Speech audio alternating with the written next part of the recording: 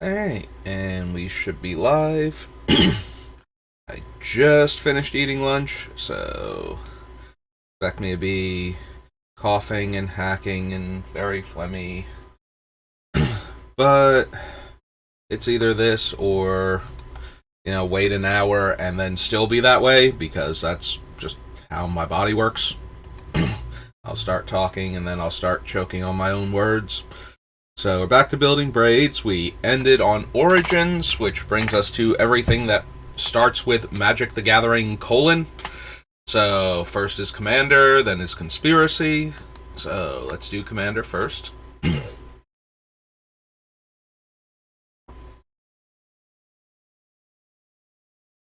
is, of course, the very first Commander set with the wedge color commanders.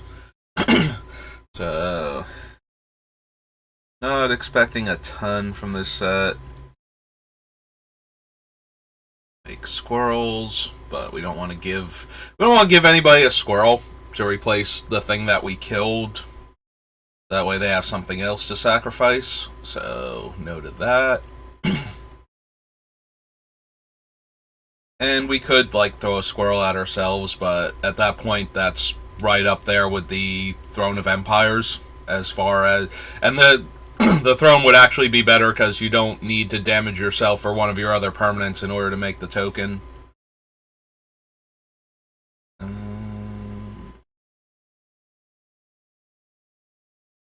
This one has to be cast from your hand, right? Destroys all creatures your opponents control, then tap all other creatures you control. Meh.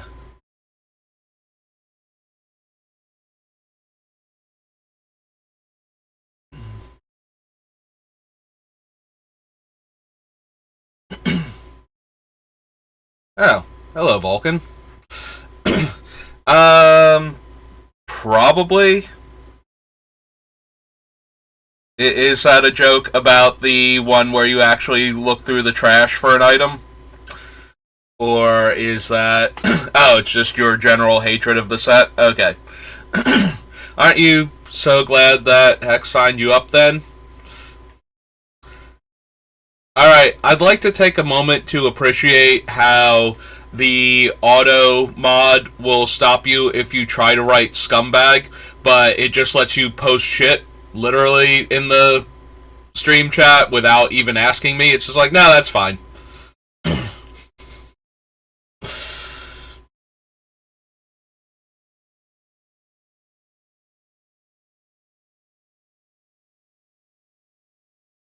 Listen, I don't know what you were expecting out of an unset when most Magic sets seem to make you sad and or angry, but... And the fact that they made a bunch of the cards technically tournament legal. Yeah, one of the attractions is the dumpster out back, and it mills you 2 cards, and then you get a card at random from your graveyard back to your hand.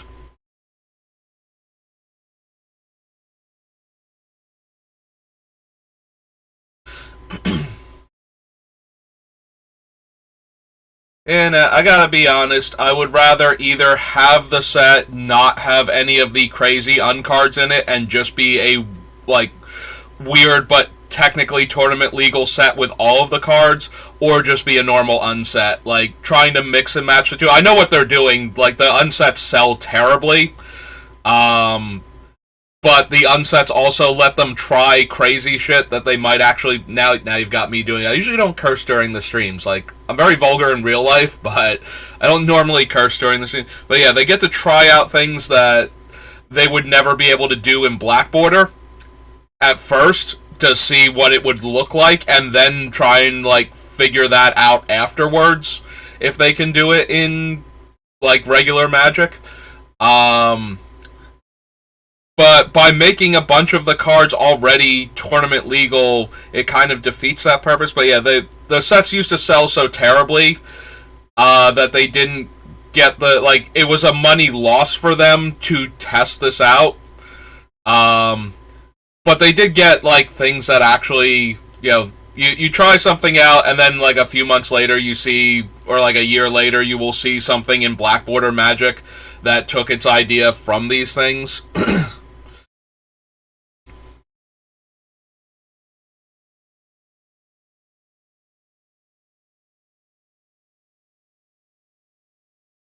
I mean, that's true of most Magic sets, though. You can't play fun, silly cards, but you can play broken, stupid things that ruin. I haven't seen it on the spoilers that I check, so I have no idea what it actually does. Do you have, like, it'll block you if you link it, so I guess, hang on.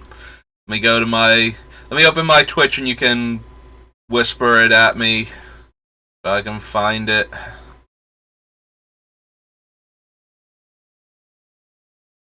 And I'll go to my channel and then mute me because I don't need.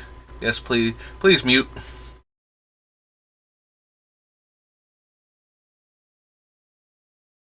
That way I don't get constant echoes.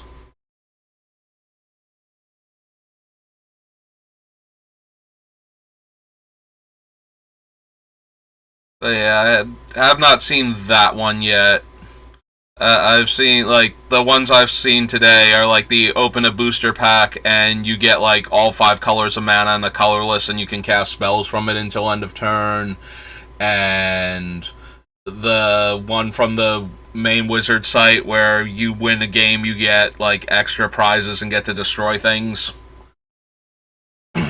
And the Grey Merchant that cares about letters in cards and Roller Coaster and the Centrifuge and the Drop. Okay, let's see. Let's see what the Through the Gift Shop card does. Yell, who wants a souvenir, and announce the name of a non-land card in your graveyard. Each player in an ungame who can hear you may bid life. You start the bidding at 0. The high bidder loses life equal to the high bid. They copy the card and may cast the copy without paying the mana cost. If you didn't win the bid, you gain life equal to the high bid and create that many treasure tokens. Well,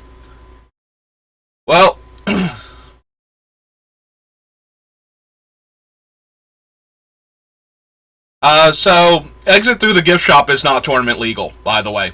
Like, you can't run this in non-ungames, because it's got the little acorn on it. So yeah, you just like Frankie Peanuts, you can't actually run this. It's got the little acorn on it. So if the expansion or the how the regular ones have like the planeswalker symbol down there, if it has the acorn, it's not legal. There's like 1 or 2 that are misprinted to either have an acorn when they're not supposed to, or don't have an acorn and should, but so far that's only, I think, like, the Minotaur that turns your spells into, like, creatures on the battlefield, like, turns instant and sorceries from your graveyard, is supposed to be tournament legal, but accidentally got the acorn on him. And the promo card that is the reprint of the water balloon game from one of the other unsets accidentally doesn't have it on there. I think those are the 2 cards that got it swapped. But yeah, all of the cards with acorns on them are not tournament legal. So that's how you tell the difference. Gonna close out all this so I stop, like, redlining on my CPU usage and threatening to drop frames. But yeah, not all of the cards are legal, and if it sounds at all like a regular uncard, like if it's asking you to interact with other people outside the game, or any manual dexterity or anything, like, all of those are automatically on the acorn list. So, but there are quite a few of them that sound really crazy, but technically work and don't have the acorn on them. No, the commons and uncommons will have the acorn on them if they're not, if they're uncard only. They will add it on to them even though they're not rares.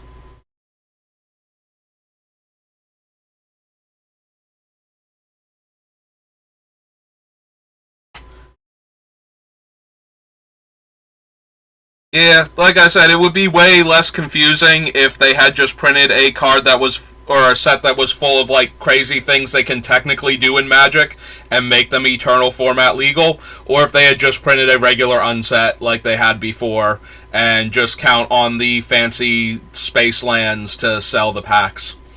Trying to do them as, you know, a hybrid of the two in order to boost sales, because now technically I need the tournament legal cards for my collection. Plus, they have the actual, like, the space lands are kind of cool looking, and I would not mind having some of them. But yeah, they tried to do both at the same time, and I would have appreciated if they had done one or the other. Like, I could handle an unset that skipped out on all the absolutely craziness, but made all the cards tournament legal in, like, Vintage, Legacy, and Commander. Like, I would be okay with that, as long as they were actual things that you could print technically in Black Border, and they were just, like, weird and funny. Or attempted to be weird and funny. Or I would just rather have another unset. Rather than trying to do this mess and try and keep everything straight. That's just me. What do I know?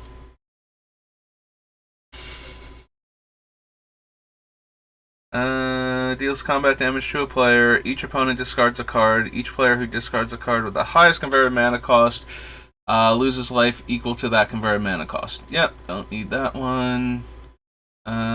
Choose a player. Power and toughness equal number of cards in their graveyard. They cast, they mill. Puts the top X cards of their library. No, don't need that.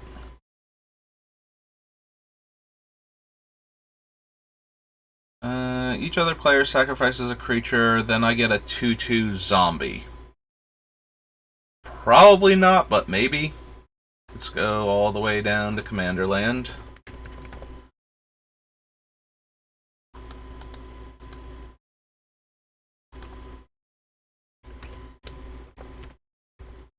Siphon Flesh.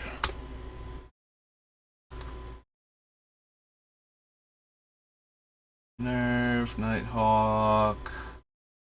Vow of Malice, no.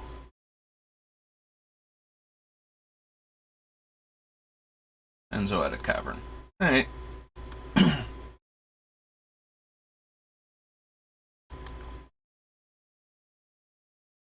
It is a huge mess, and yet I still like it more than Universes Beyond stuff.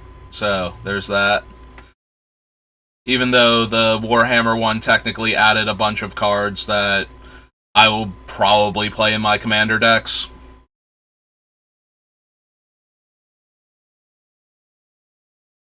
Yeah, no, stickers. I'm glad they allow you to post-it note, and that the cards that care about stickers that are, like, legal in Eternal formats, you know, it doesn't matter that you're using a post-it note instead. But I still don't like the stickers as a concept. It feels way too much like they're trying to. They even one of the articles even said that these stickers were going to originally be basically how they were going to do the alchemy thing. The what's it called in alchemy where things get perpetual. It was going to be a way to track perpetual in constructed in paper. That was the original idea for the stickers.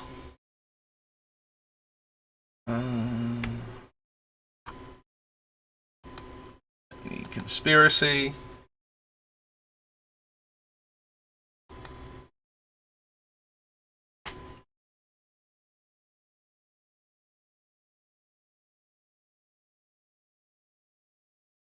Not that one, not that one.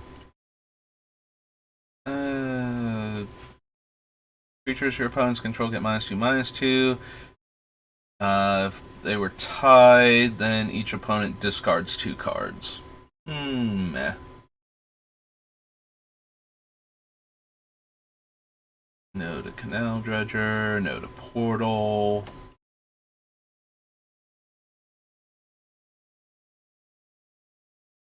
All of those ones. Enters the battlefield with X11 counters, where X is the number of creature cards in all graveyards. Remove a counter from it. Target creature gets -1/-1. Nope. I didn't vote the same way you did. Loses 2 life. No to the Lore Seeker. No to the Automaton. Can't play the city. Not that we would want to anyway in a monocolor deck, but we can't. Each player sacrifices a creature, and I get an XX Demon with flying, where X is the total power of the creature sacrificed this way. Nope. Stronghold Discipline.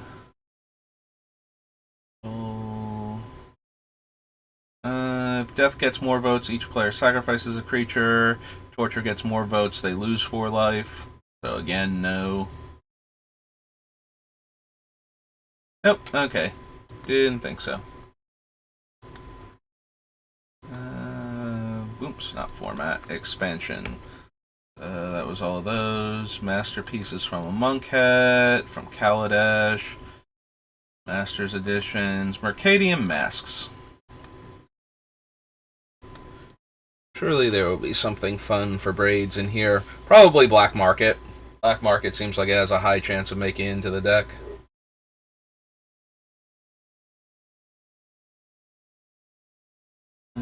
Discards a card. No to that.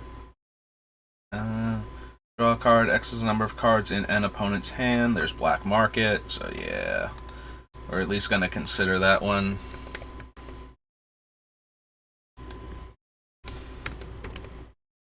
Black Market. Oops, Black Market. Bog Smugglers, Bog Witch. Root. Forcer. Yeah, no to all of these mercenaries. Conspiracy. What was the weird thing I was thinking about doing with Conspiracy yesterday that I was just like, probably. Oh, the Rotlong Reanimator and the Xanthrid Necromancer. So that way all of my zombies are also clerics and or humans. And they just trigger infinitely. Becomes blocked. Defending player discards a card at random. Damage causes you to exile the top cards of your deck. No. Probably not. They return a creature card from their graveyard to play. Choose 2 cards. No. Force March. Probably not.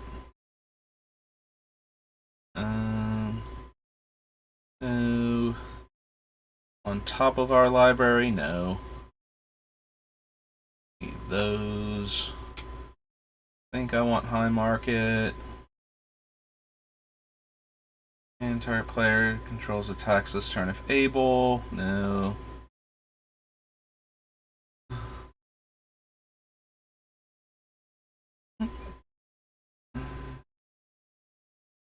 Discards a card. Whenever a card is put into a player's graveyard from play, that player loses 1 life. So, as long as we're sacrificing tokens, this doesn't hurt us. If we have the Aristocrats payoff cards, then we're gaining back the life from our creatures going to the graveyard if they're actually cards. I don't know if this will be good enough for the deck, or if it's just going to actually be a liability, like it's just a wasted card most of the time. But we'll add it to the list, and we'll see what other cards. Midnight Ritual, Apin Fiend, Monkey Cage.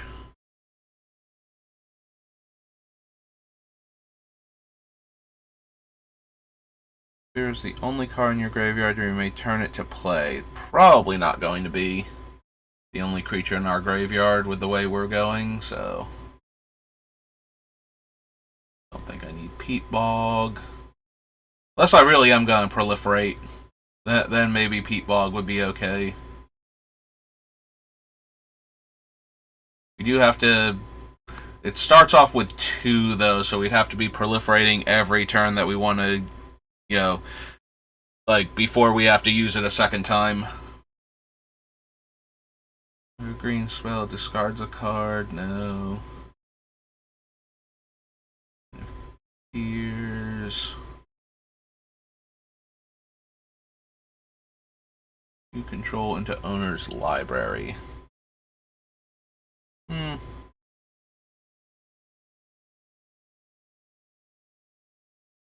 Soul, Silent Assassin, Hulking Fugitive, Skull of Ramos, good old Snuff Out. No, no, no, nope.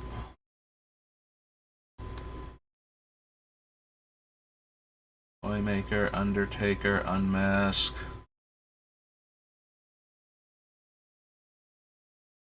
There's power unless they sacrifice another creature, but they'll just sacrifice that to one of my effects, so it doesn't matter. Okay. So we got 2 cards, and one of them probably won't make it. Thanks, Mercadian Masks. On to Mirage.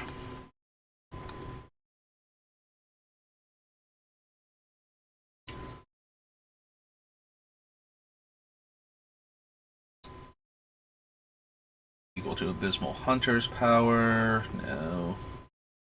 No, the dagger.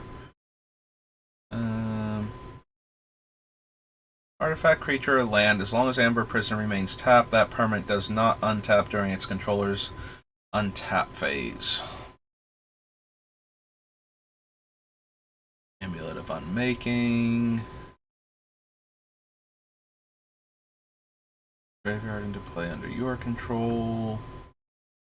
Hardback Worm. Assault Golem. Binding Agony. No to all of these. No, no. Equal to the sacrifice creature's power. Still probably not. I might be in the market for a charcoal diamond. As a mana rock to accelerate with. Diamond.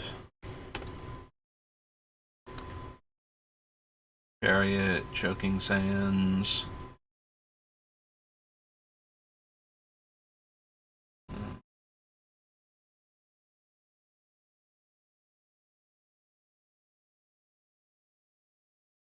No.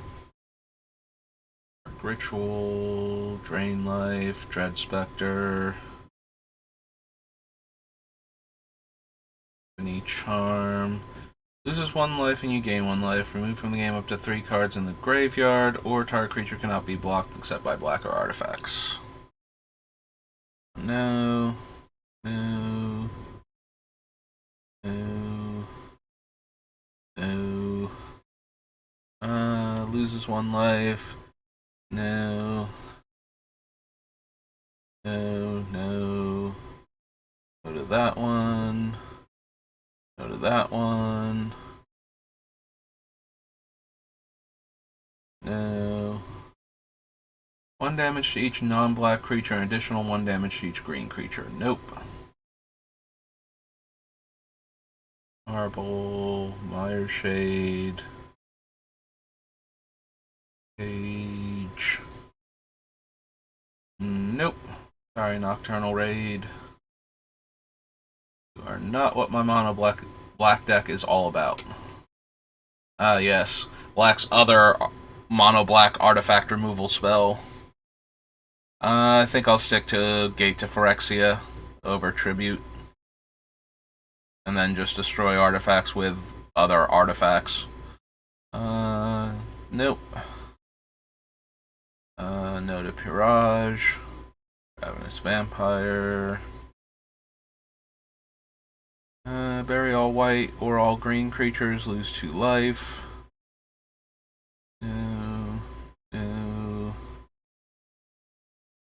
Shallow Grave. Remove target creature from the game and put a 1/1 counter on it.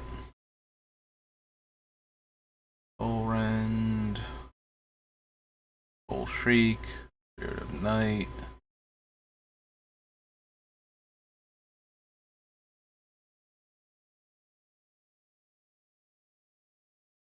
No. No. During each upkeep, each player puts into play a Tomb Spawn token for each summon card. Yeah, no. Because ours would go on the stack on top of the sacrifice triggers for our stuff, but on our turn it would go on the... I guess we could order it because we control all of them, but still don't want to give those things out. Also has cumulative upkeep, so it's going to be hard to keep it around anyway, even if we're running the cards that work with it. Do we want a Withering Boon in this deck to stop creatures with good comes into play abilities? Just as a one of? Probably not, but I'll consider it at least, since we're mono black.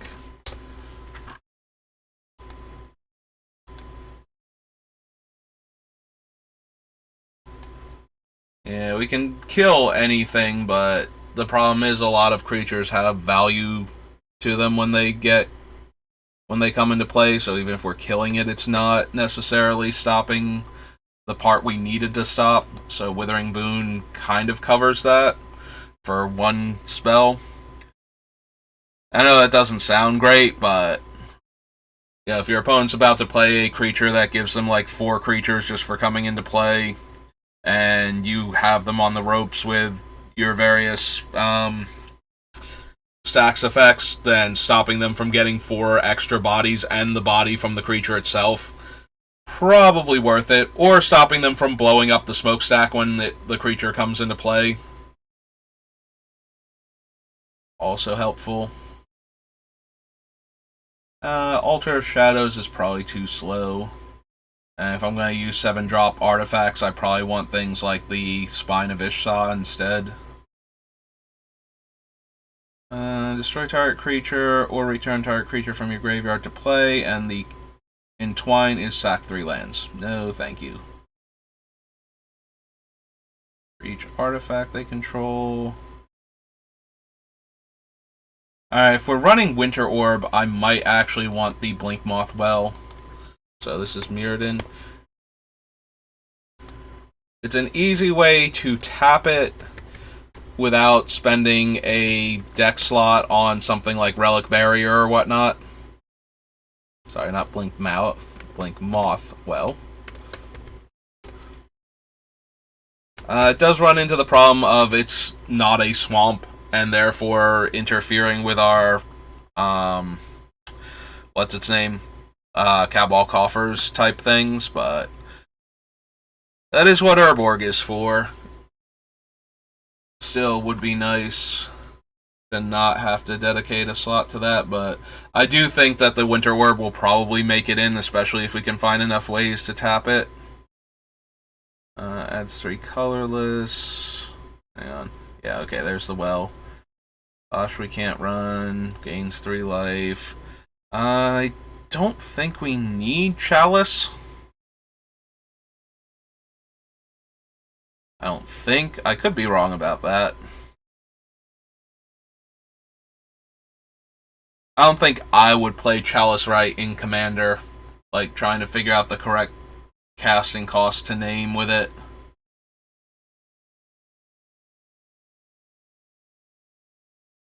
I feel like it's somewhere between 3 and 5, depending, so between 6 and 10 mana to cast it, to shut down the sort of things that I want to shut down most of the time.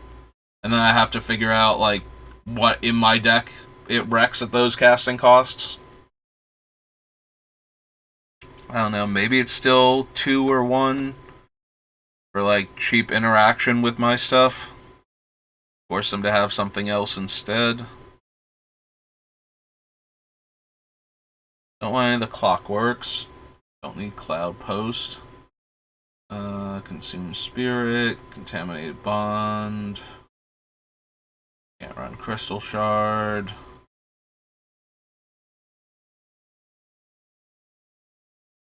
Their mana abilities. No. Disciple of the Vault, yes. Yes to that guy.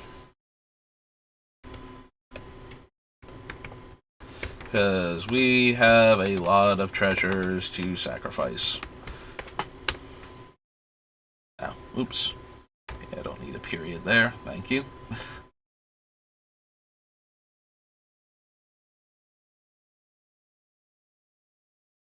2/1 Fear, or another artifact is put into a graveyard from play. You may untap target artifact. Duplicate I always like because of the exile clause on him. But I think we have enough stuff that can exile to begin with, that we don't need him. When it becomes blocked, regenerated, and 3 it gets +1 power. Can't run that. Extra planar lens. So when it comes into play, I remove a land I control from the game, and then lands that have the same name tap for mana. Their controller adds 1 mana. So that's another reason to run the snow swamps over the regular swamps. Is it's less likely you run into players that have snow swamps in play. So they have to have the exact same name in order for extra planar lens to work with them. I'm going to add it to the list. I don't know if I want this one. Exiling the land early on is always very painful, so extra planar lens is usually like best cast late in the game. Planar, not planar. Is usually best cast late in the game, so that way you tap the 1 swamp that you're going to use for it, so you tap your 3 swamps. You exile one of the tapped ones, and then the rest of your swamps now produce double mana, so as long as you had more than 6 lands in play, it nets you mana on that turn. It's a lot like trying to use Heartbeat of Spring or Mana Flare, where you need a certain number of lands before you cast them, so that way you are getting the benefit of the double mana before the other players. But in this case, you're just using it to ramp, kind of. And then on later turns, you just have access to a ton of mana.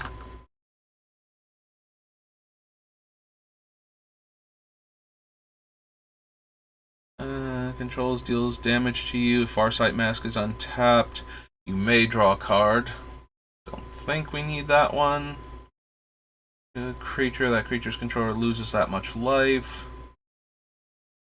Frogmite, Voltaic Key.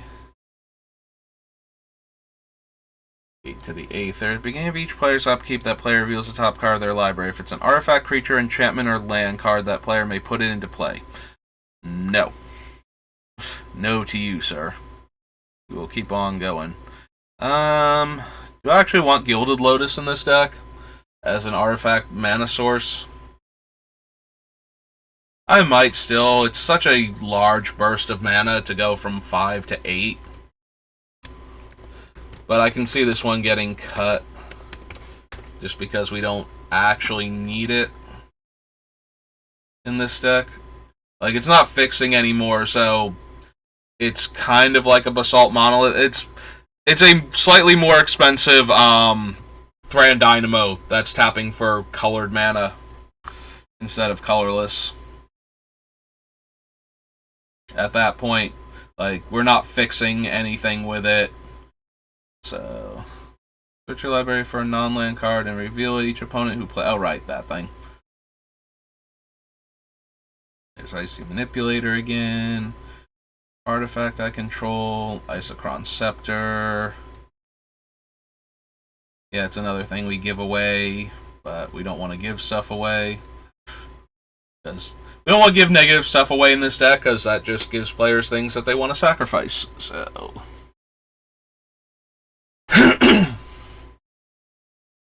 you do, and your opponent gets wrong, draw a card. Nope. There's Lightning Greaves.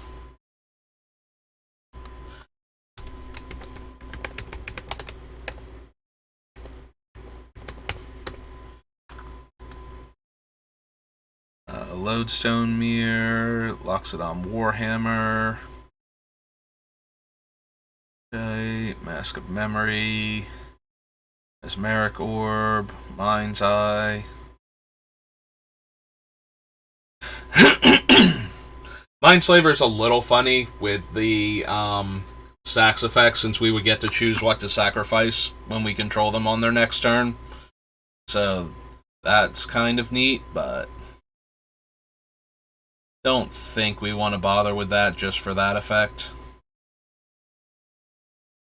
Target artifact creature? No. No.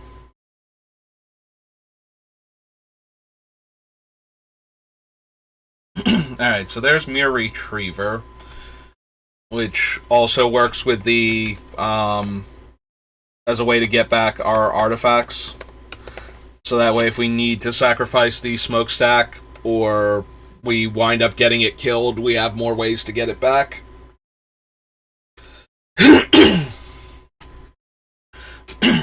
Excuse me. Every player discards a card from their hand or sack it to draw a card.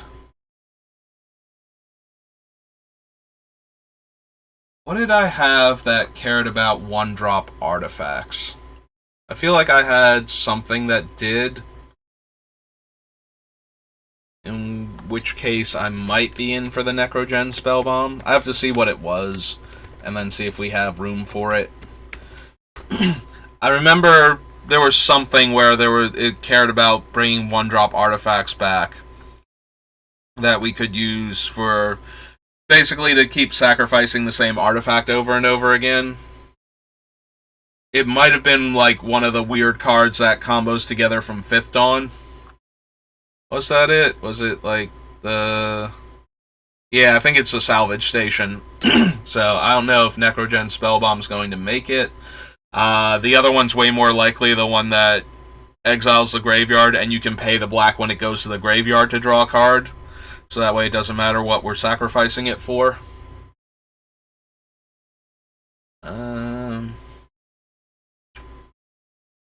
Cover sale, no. I don't think we need Nightmare Lash. Like, killing our opponents by having a giant creature seems secondary to making sure they have no way to defend themselves from what we're doing in the first place. And then it doesn't matter how big our creature is. Nuisance Engine, probably not. Although it does make pest tokens, and the other thing does buff pests. So they would be 1/1s. But no, I don't think so. As silly as that is. We do probably want Oblivion Stone in case things are going sideways. And we need to blow up specific things. Or specifically everything.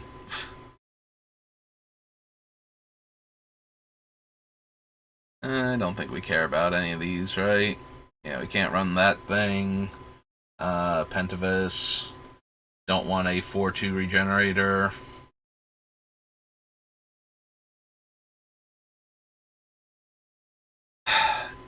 Do I want these remove a counter things? I have to figure out what cards with like cumulative upkeep and what stacks effects I'm going to have.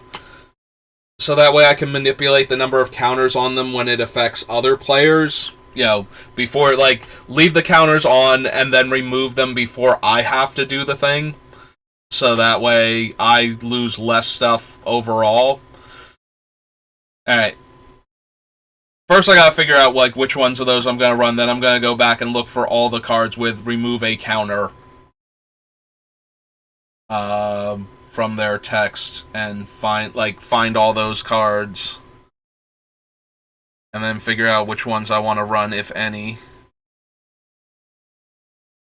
Library deals 2 damage. Can't run those.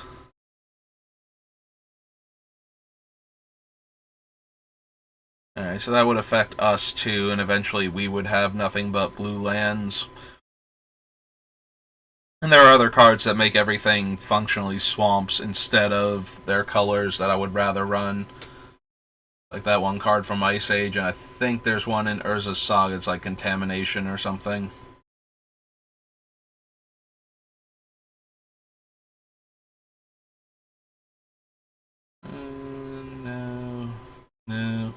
This gets back an artifact creature specifically from our graveyard. Don't think we need that. Sad Robot, on the other hand, is 2 permanents. And ramping.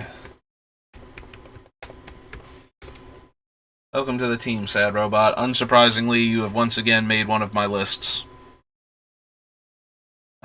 Imprint. I'm so glad that he wound up getting printed in a artifact-heavy set, because he was originally supposed to be a blue-green creature. He was supposed to be blue-green in 2 and was like a fairy wizard or something. Or an elf. Elf wizard. And now instead he's a very stoic construct. No.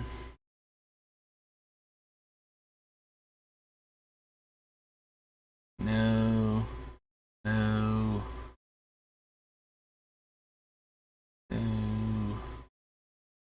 No. Nope.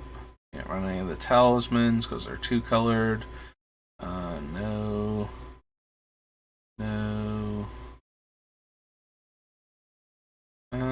Plays a spell that shares a color or converted mana cost with the imprinted card. Deals 2 damage to that player. Time Sifter, no. No. 6+6, gain 10 life, draw 4 cards. Mill 8, so no to all of those. I don't think we need Vault of Whispers. Wall of the Nim. Or Whale of the Nim. Yes, Wall of Nim. They just, like, have them stacked one on top of each other. I could see them doing that, too. That seems like a thing. Regenerate each creature, or Whale of the Nim deals 1 damage to each creature and each player, and 4 mana do both. Nope, can't run that. Combat damage to a player, return target creature card from your graveyard to your hand. Not on a 5-drop. Deals combat damage to a player, destroy all permanents other than World Slayer. Don't think so.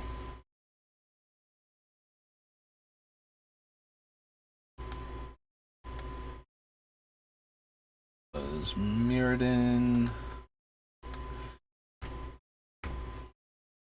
And Mirrodin Besieged.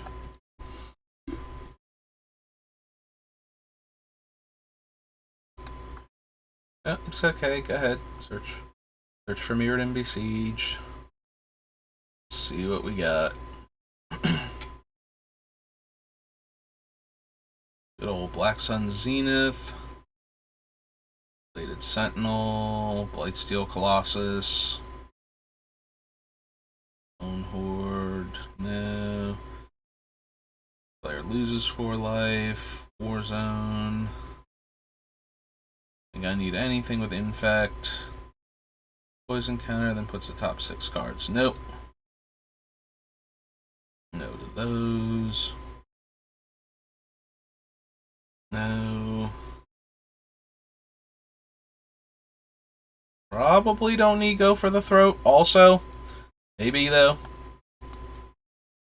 So the next Mirrodin set. We'll add it to the list. Oh, not Go for the Throat.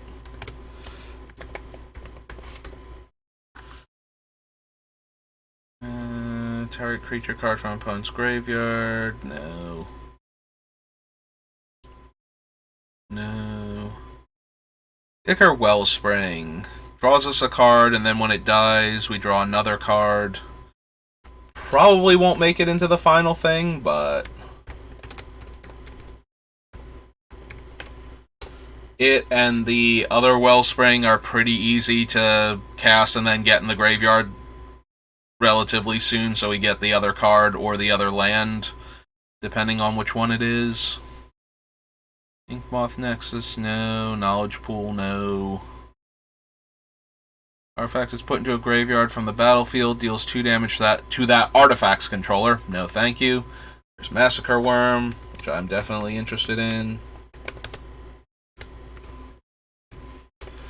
Mirrorworks. Do I want to try and make Mirror Works work with things like stacks? Hello, Spectral Ninja of the Dead. Thanks for stopping by, and thanks for saying hello in chat. Do I actually want to do something? It would depend on what other artifacts I can copy with this. Like, making other copies of artifacts is fine for more sacrifice fodder, but dedicating a deck slot to it...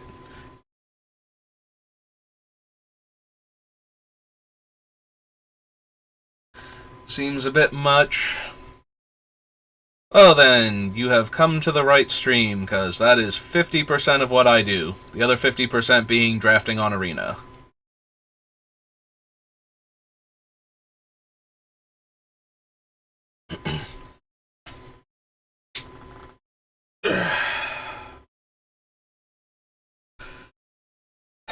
I mean, I do love Mirror Works. I guess I can add it to the list, and we will at least consider it. We'll see how many other artifacts I want to copy, and then we can decide. And thank you for the follow, Spectral Ninja. I do appreciate that. Turn up to 2 target creature cards from your graveyard to your hand. Nope. Mortipod, no. Mirror Sire is 2 bodies, but that's it. Taps to make a mirror, tap 5 untap mirror, search for a mirror card. I don't think I have enough mirrors. It's a 5-drop and then makes 1/1. It's nice that it doesn't cost anything, unlike almost every other creature token maker, but still only 1 at a time, so... deals damage to it, make a 2/2.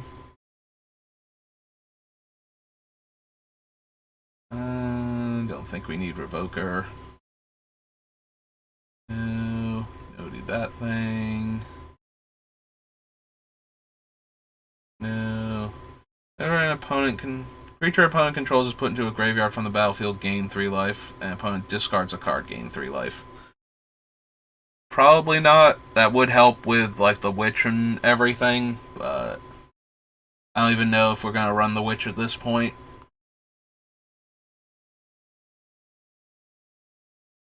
Here are the Suns, no. There's the Spine. Hello, Spine of Ishtar. Would you like to be in my deck and help me destroy problem artifacts and whatnot?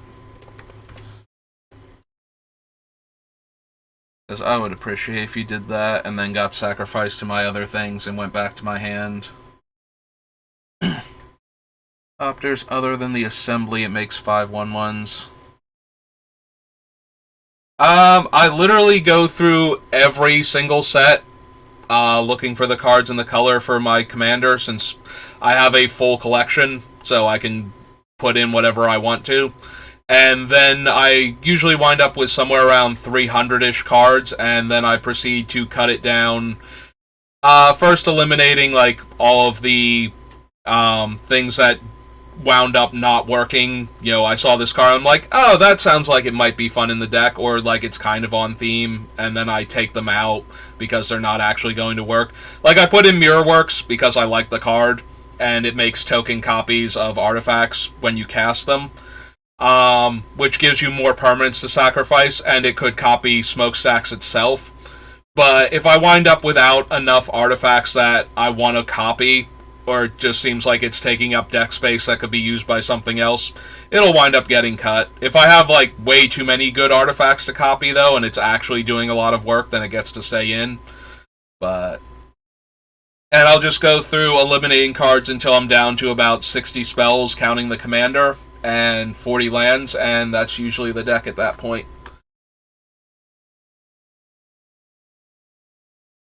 But yeah, first things first, I gotta go through every set and pick out the cards that seem to fit the strategy, and then figure out what ones don't actually do it, or require too many other cards in the deck that I don't want to have to run.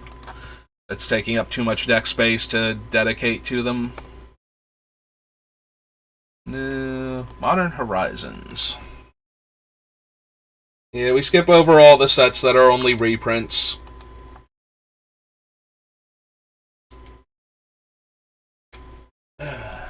Morpheus X, and is every creature type.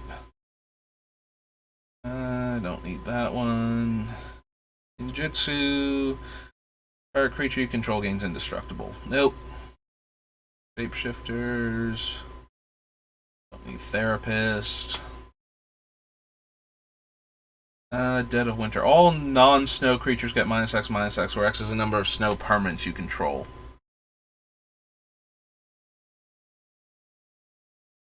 So it's very close to just being Mutilate for 1 less mana, but it doesn't work with the non-basics if I turn them into swamps.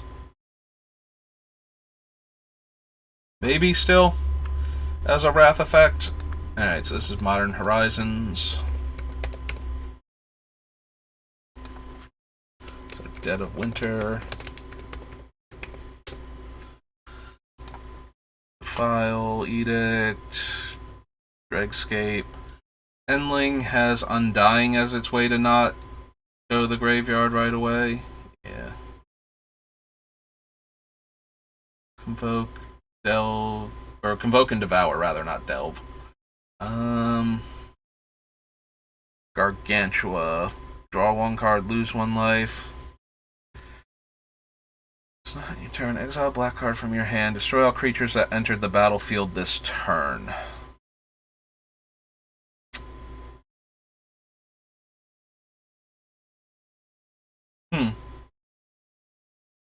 Alright.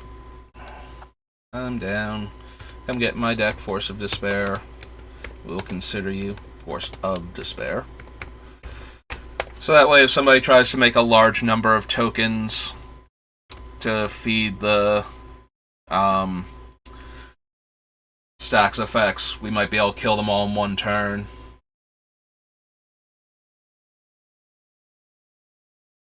No, that's perfectly fair and valid. I'm very meticulous because I have so many things, and I want to, like, I can use whatever I want, so I want to actually look through it. I used to go through it by actually going through the individual binders, and that's a massive undertaking.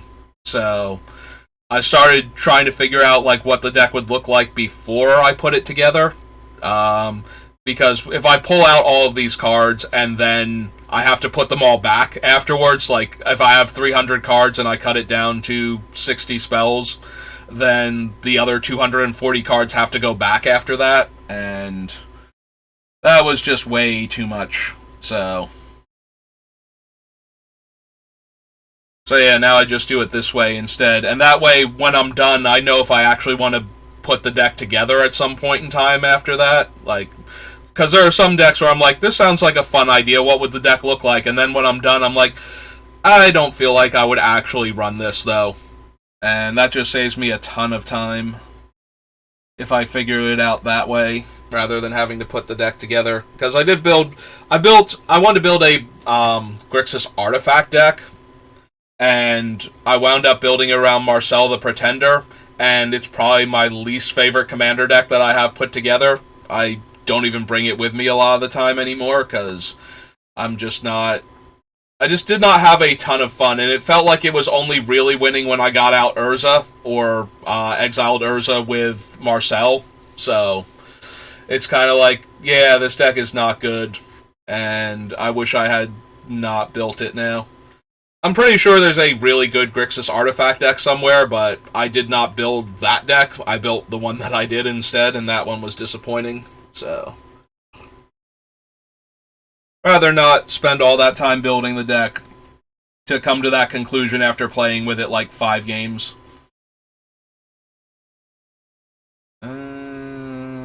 Nope.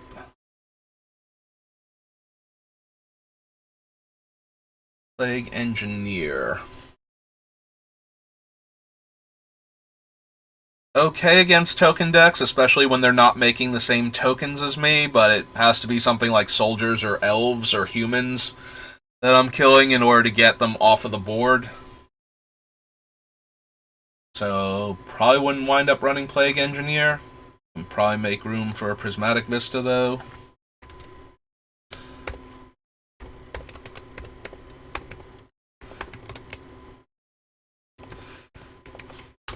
Just so I have ways to shuffle with top and whatnot.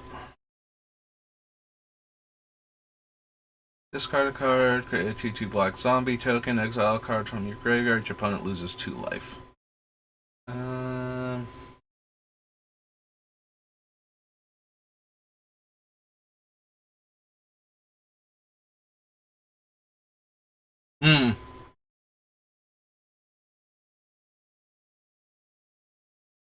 That's Hope of Gurapur is the 1-drop Thopter, I'm thinking.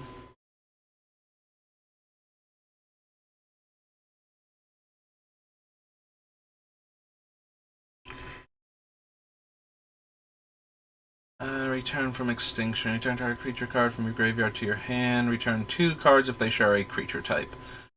Nope. For a construct card, reveal and put in your hand. Don't think so. Shatter Assumptions. No. Makes 2 goblins, so he's 3 bodies. So maybe. Certainly more likely to get run than the Marsh Flitter at that point. Since at least this one has better abilities with the tokens. IEU. And Ant.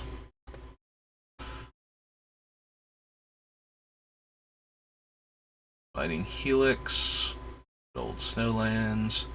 Damages a player, destroy up to 1 target planeswalker and up to 1 target artifact.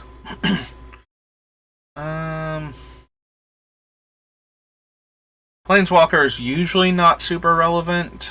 The artifact would be, but I think we can do... Although it is an artifact removal spell in our mono black deck. Maybe? Also, Sling Gang, not Slin Gang. Alright, Sword of Sinew and Steel. I'll at least consider it as another way to destroy artifacts in the deck. Can't run Talismans. Lifelink, no. Charm, no. Or another zombie, draw a card and lose a life. Don't think so.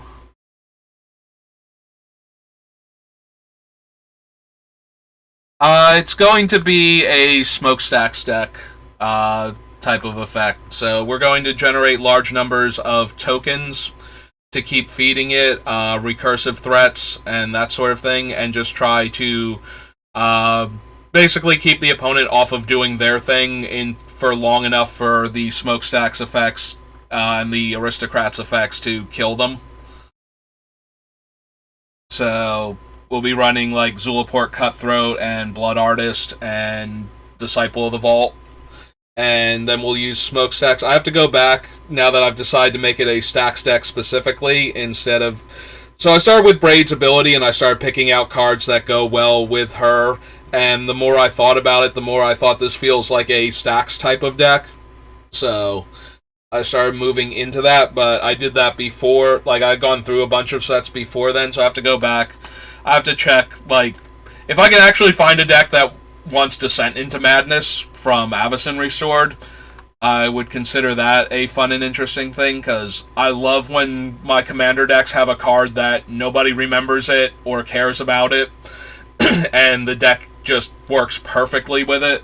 And Descent into Madness is one of those cards that everybody looked at when it first came out, when this is a way worse smokestacks and nobody's going to run this thing. So if this is a home for it, I would actually enjoy that. So this might be a home for Yawgmoth with the ability to proliferate onto the smokestacks. I spelled physician wrong. P-H-Y-S-I. Okay. Physician. There we go. And... I did not realize there was a... I forgot there was a more expensive version of the other guy from Dominaria with slightly higher stats. Yeah, I don't think I want her. I think I would rather run the whatever it's called, the 2-mana 2/2 that does that. If I bother running either of them. But I did kind of forget she existed. Then again, I didn't get to play too much Modern Horizons Limited. Hey, and on to the second one.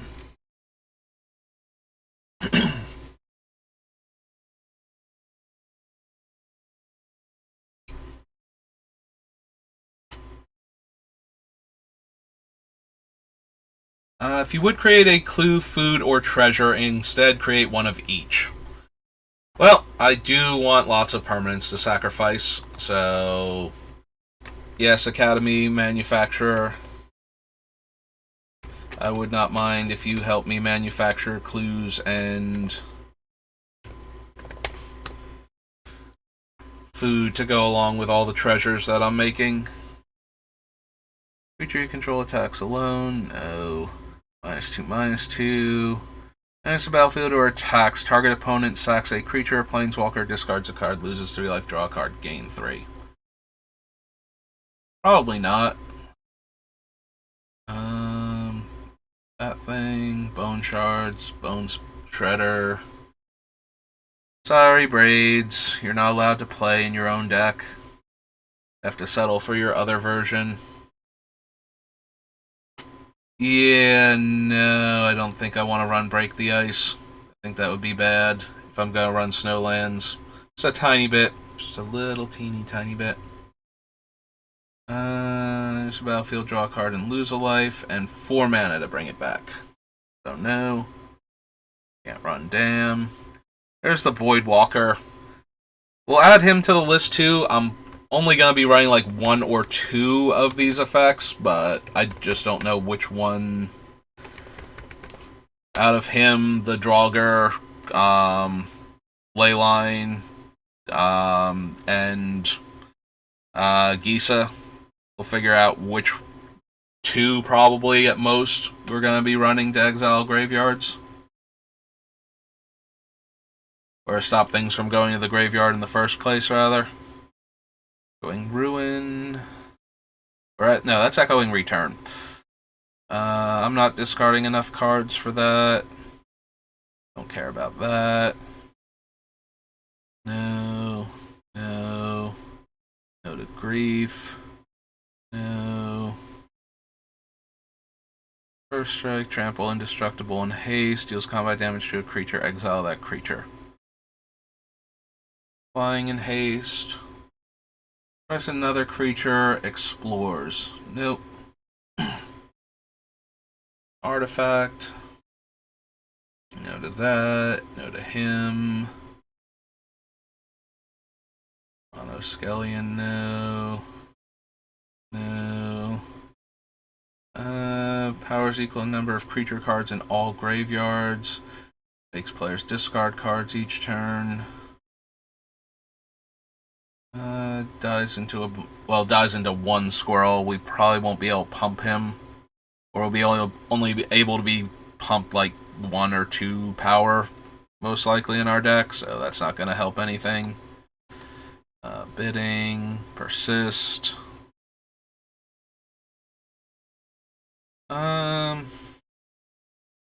I might want Profane Tutor in the deck. Just as another way to get smokestacks. To guarantee it's in our hand. Draco, no. Starfish, no. Familiar, no. Also, this isn't the set he premiered in, but still no to Familiar.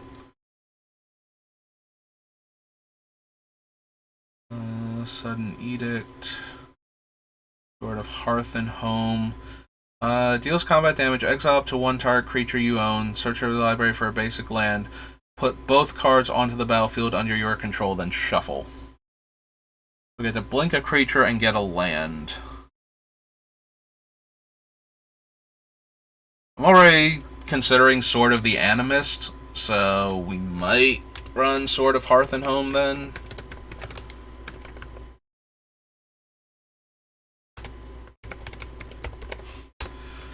I don't know if we'd run both of them, but maybe. Discard a card, create a food, sacrifice it, return target creature from your graveyard to your hand. Nope. No. We don't care about making them discard, so no to Torok.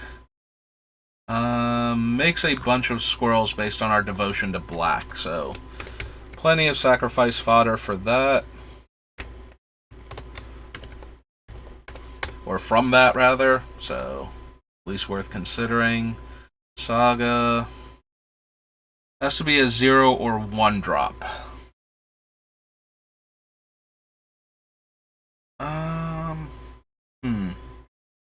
Gets a 0/1 drop.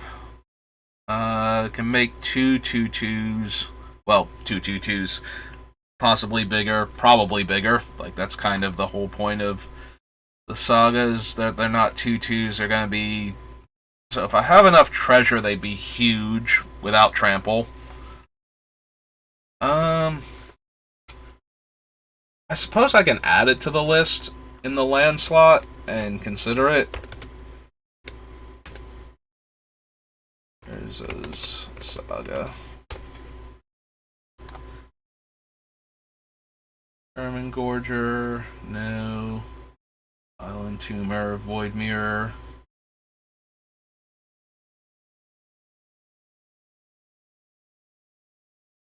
World Weary, Yavimaya. There's the Battlefield Exile, 2 cards. Nope. And Zoranor reprint. Okay. So that's Modern Horizons 1 and 2. On to Morningtide.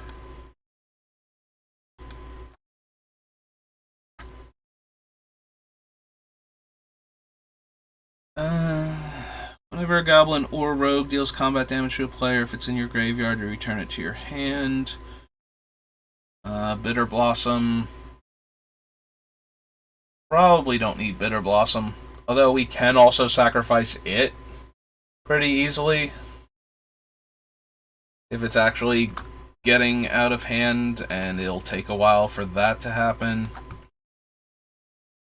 Alright. Go to Morningtide. We'll consider at least. All one word. Bitter Blossom. Can't run that guy. Go to that. Big Squad. No. Each become 3/5s. No. No. Don't have enough goblins or rogues. No to Marilyn. We're not trying to do her lockout deck. Drains 3, Mutavault. Type. Each opponent loses 2 life. No. No. Other rogue. No. No. Win. Discards 2 cards. Turn target creature card in a graveyard to its owner's hand. Clash with an opponent. If you win, return revive the fall into owner's hand. No. Give your upkeep. If it shares a type, you may do. Each opponent discards a card. If you control no goblins, sacrifice it. Rogue attacks, it gets +2/+1. No. Destroy target non-black creature, make a 1/1. Sacrifice this way they get 2 1/1s. No.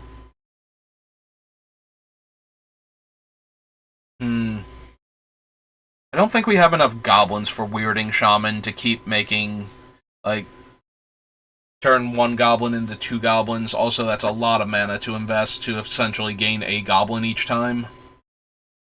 So yeah, probably not. I'm already complaining about the activated abilities on a lot of the make a 1/1 that's like way more expensive for the same result and requires more setup, so. Morningtide, Mystery Boosters, Nemesis. Alright. And that kills all of our artifact tokens, so probably not. Which is kind of a shame, because if we wind up cutting enough of the lower casting cost artifact creatures, then maybe I'll come back to Ascendant Evankar as a way to kill small tokens from other players. Like, as long as our tokens are going to be black creatures of some variety. Yeah, we're not dedicated to one creature type, so that's not gonna help. No. No. No to the witch. Sack a creature, put one in your hand, remove the rest from the game.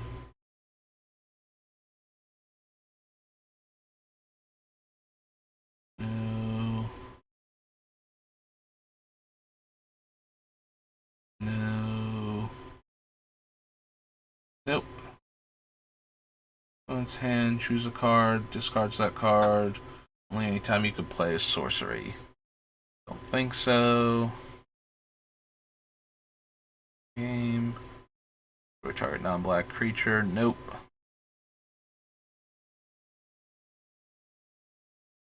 No. Get +1/+1.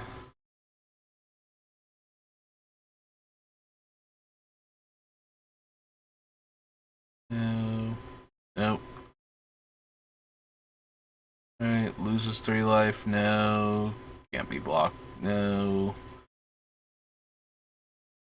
Field Doom. No. No. For each. Right, we saw that before. One of the other sets. Tangle Wire. So Tangle Wire becomes interesting if we can proliferate onto it as a way to lock down multiple permanents. We still need enough permanents in play that's not negatively impacting us, though. And I have to figure out how many proliferate effects I'm actually going to run, if any, in the deck. Alright, I'll at least consider it, though, since it's on theme. So this was Nemesis. Get to add Tangle Wire.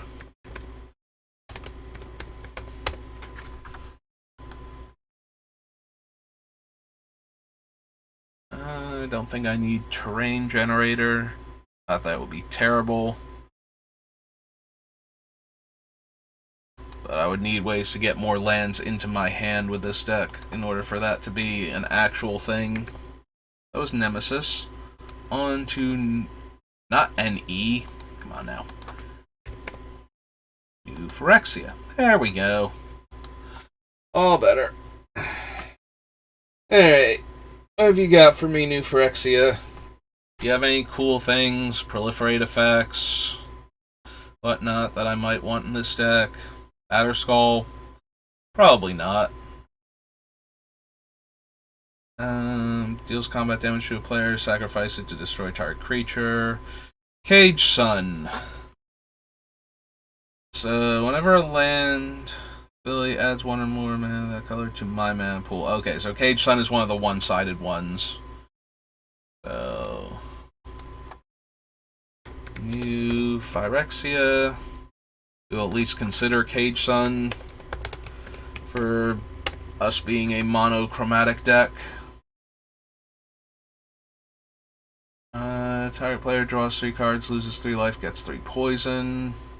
Flying in lifelink. And drains 3. So target artifact card from your graveyard, put a charge counter on it, so no. No, the relic. Target player discards 2 cards. Roll Dismember. No, the Exarch. No. Sacrifices a creature. One Infect.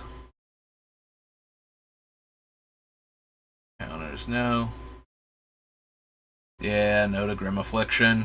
Remove up to X counters from target permanent. For each counter removed this way.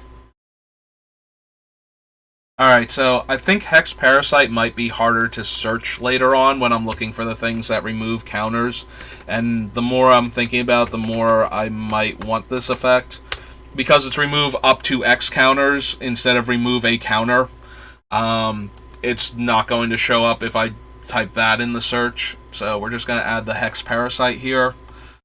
So that way I can remove the counters off of the smokestack effects, so I don't have to lose as much, and then put them back on afterwards. So we wait until the opponents have all sacrificed and it's about to be my turn, and we remove a counter from it. And then I don't have to lose anything. Or only have to lose one thing, depending on which effect it is. But I think that's going to be the hardest one to actually look for.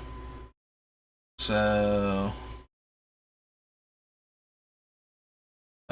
Karn Liberated. That's another 7 mana remove a permanent effect. We have the Spine, which destroys, but still. Do I want Karn as a way to get rid of problematic permanents of all types? So that way I don't have to worry about artifacts that are ruining me, or, you know, Black's limited enchantment removal.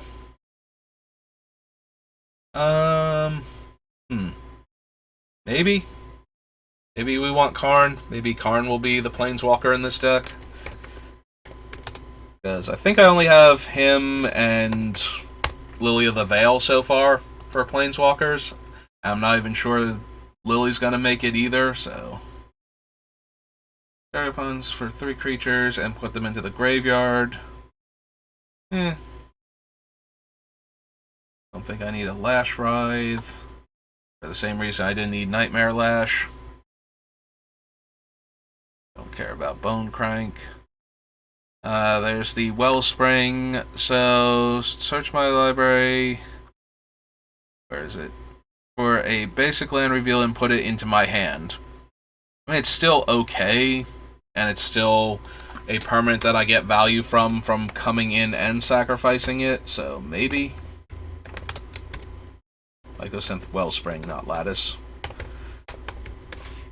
Yeah, this one and the Icar one probably won't make it because they're low impact enough, but... Except that player exiles the top card of their library if it's a land card that player puts onto the battlefield. Otherwise, that player may cast it without... Nope. Don't want to let my opponent circumvent all my hard work. Source deals damage to Obliterator. Yeah. I mean, it's... The effect is great, but most people are just going to take 5. Like, it's not going to get into combat with anybody. For the most part, and they won't have to sacrifice anything. Like, yes, 5 a turn is a decent clock, but that's what it's going to be. Like, nobody is going to throw anything in front of that thing while I have smokestacks effects going on and have all their permanents explode. Even if they have things they don't mind losing, like, it's still, they need that for my other effects, not for that thing. And then it'll die to a removal spell, and we'll move on with our lives.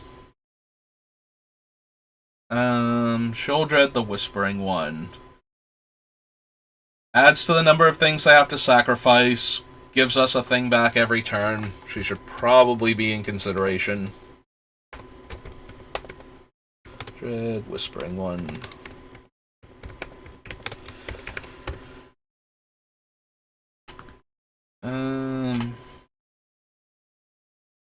So the only shrine that would actually be good in the deck is the white one, functionally, which means we can't grow it outside of proliferating it, and the one that it gets per turn.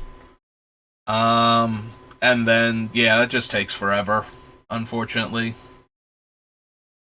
Don't need Soul Conduit. No to Torpor Orb. Nope. Alt Scourge.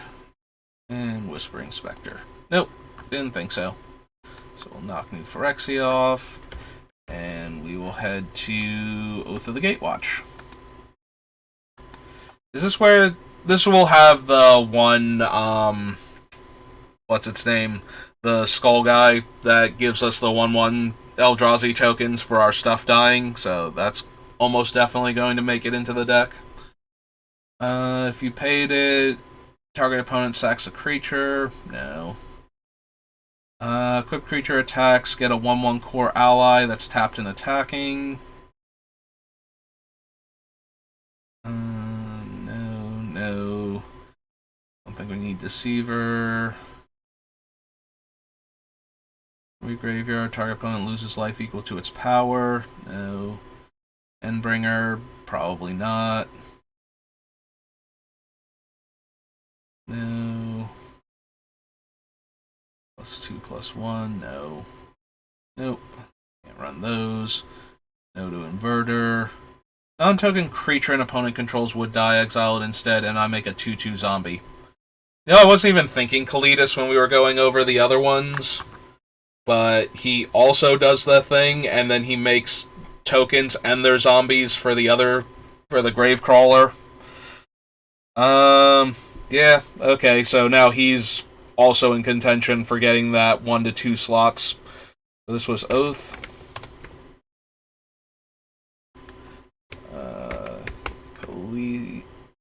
Kalitas, Trader of Get.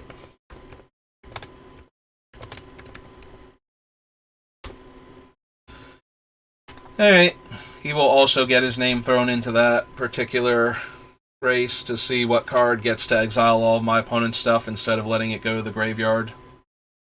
No to Kozilek, though. Can't block it. Shrieker. Translator, no. Draw a card and lose a life. No to Matter Reshaper. No Strike. Reality Smasher.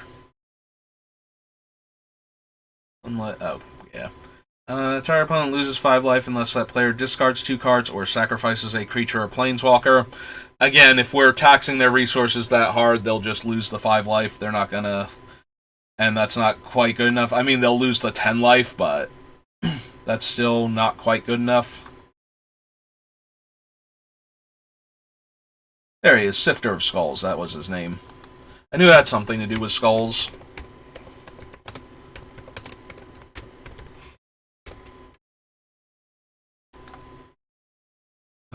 Slaughter Drone, Spatial Contortion. Thought-Knot Seer. +2/+0 regenerate it. And Menace. No. No. Nope. Counter target sorcery. Probably not. And ally you control, target opponent loses 2 life, so nope. Okay. We got the Sifter, though, which I knew we were going to want, so that crosses that off the list. Odyssey. Who's up next for our fun? And by fun, I mean probably going to be miserable for most opponents to play against deck. As we lock them out of the game with Smokestack and its kin.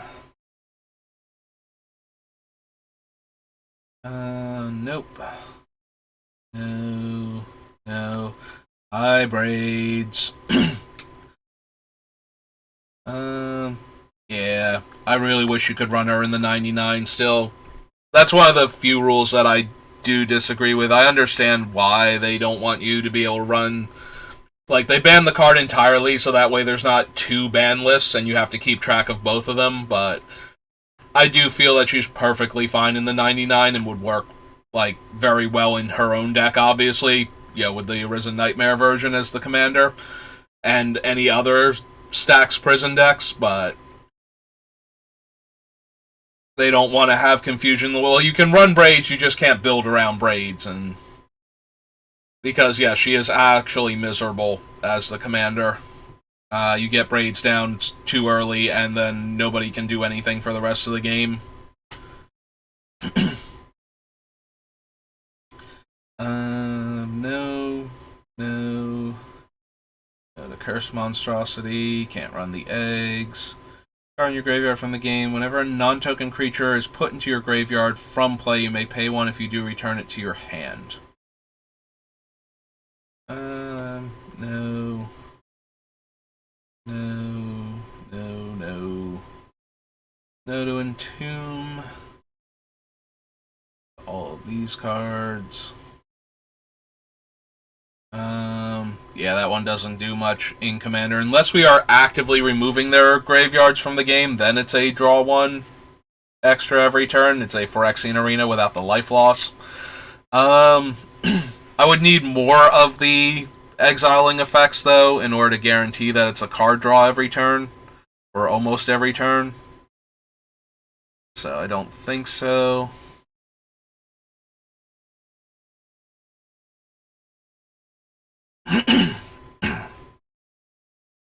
Milliken, Mind Burst, Mind Slicer, Ferrari. No to all of these so far. No. Nope. Any number of target cards in your graveyard to give -X/-X. No.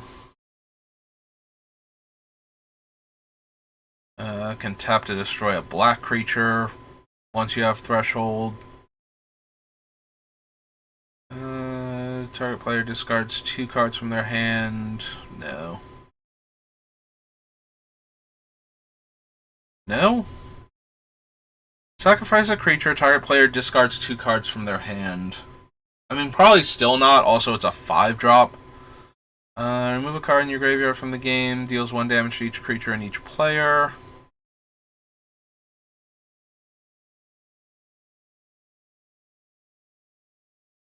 No.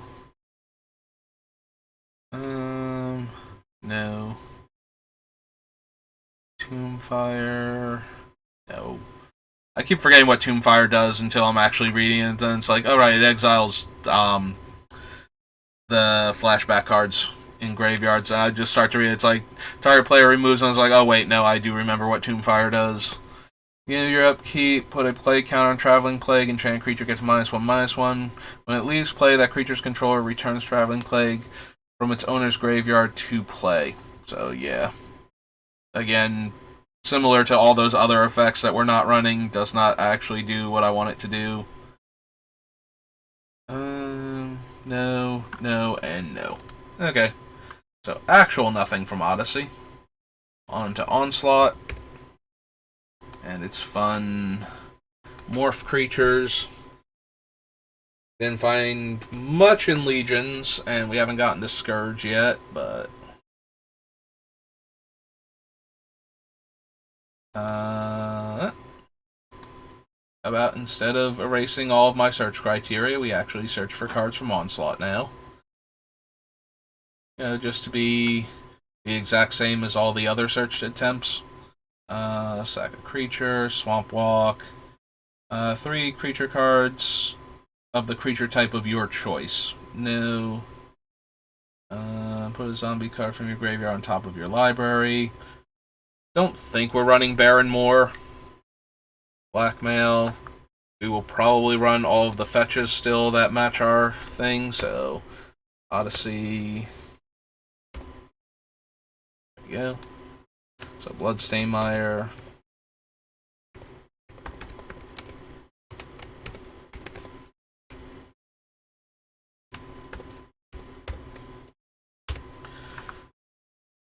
Regenerates a zombie. Sack a cleric.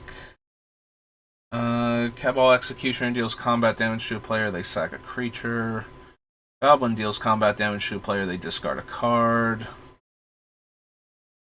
No to Chain of Smog. Choose a creature type. Creatures of the chosen type have fear. Revival. And into play that shares a creature type, no. Deathmatch, no.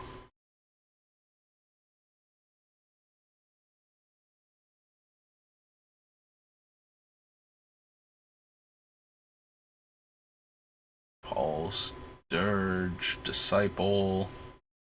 Yeah, I'm going back to and thinking about Deathmatch more. We have to really out-token the other decks in order to be able to kill all of their stuff. So that way, when they play a creature and we lose something, we still have plenty of things to feed to all of our effects. Plus, it's a 4-drop. So probably not. Necromancer, no. Yeah, I kind of scrolled through these a little fast. No, that's perfectly fine. Don't feel like you have to stay here for me as I'm going through each and every single card. I mean, I do appreciate it, and I do appreciate leaving the stream open if you're going to wander off, but none of that is necessary.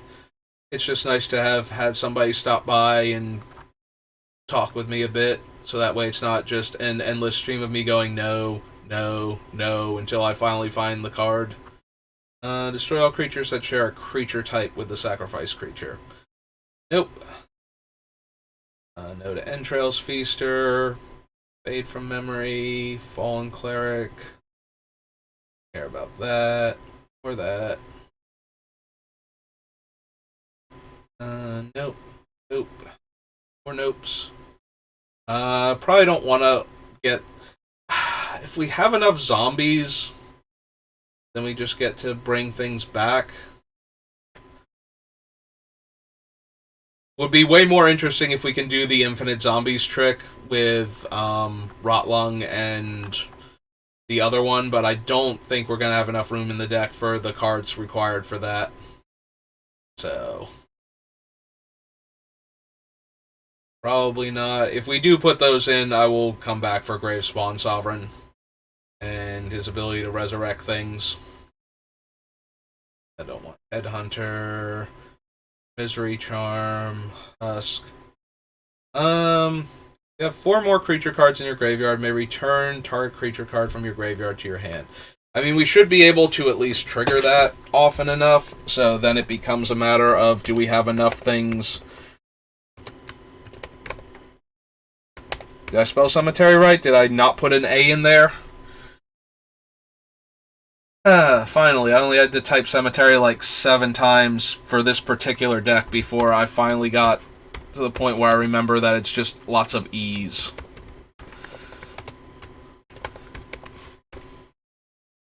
Looted Delta. Profane Prayers is based on Clerics, so that probably won't matter. Riptide Replicator. There's the Rotlung, so that one requires... clerics to die, and the other one requires humans to die. So yeah, we'll have to see how much room I have for something like that, and then figure out if I want to even bother. Mother... Soulless One, Spine Beast, no. Run that thing. Nope. Nope. Crashing Mud Spawn, no. Discard... Oh, I have to discard a card from my hand to get him back. So probably not. Target zombie card from your graveyard on top of your library. Don't think so. Attack this turn if able. Withering Hex. Words of Waste. So I skip my draw, and everybody else discards a card. No. Nope. Alright.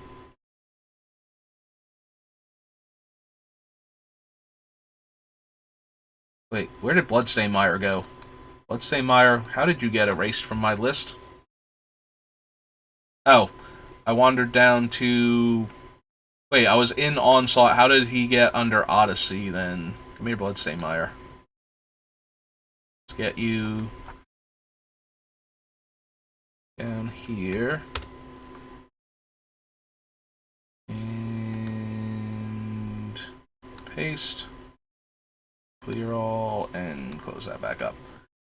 Sorry, Bloodstain Mire. I don't know how I managed to do that, but we fixed it. You're fine now. Odyssey, Onslaught, Planar Chaos.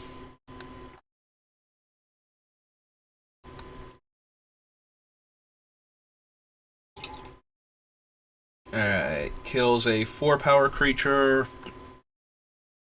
Makes them lose a life. Defending player controls a swamp. Oh, right. It's a Sea Serpent for Swamp Home instead. No. No. Probably. Let's be honest. So, Planar Chaos. Oh, wrong planar. There we go. Good old Damnation. Dash Hopes, no. Deadly Grub, no. Pro Green. Enslave. Extirpate. Imp's Mischief, maybe?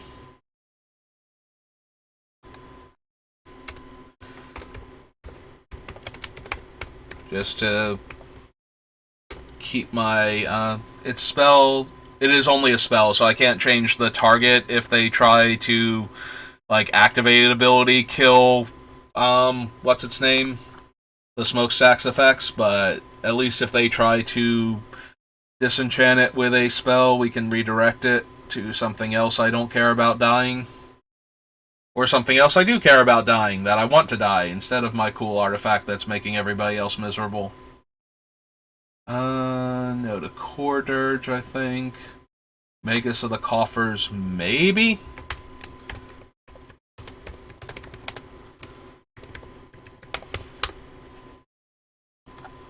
Melancholy, Midnight Charm.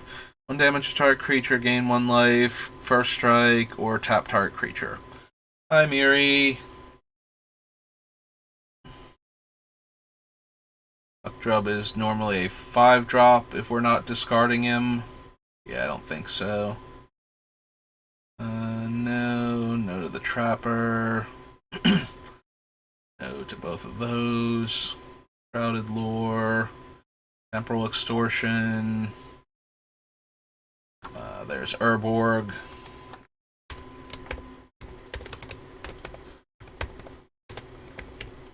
Tomb of Yawgmoth. Vampiric Link, and Waning Worm. Alright. Thank you, Planar Chaos. I needed a set that gave me, like, some actual cards to consider. Especially right before we go into Portal, which should not have anything. Maybe Zhao Dun from Three Kingdoms, but that's about it.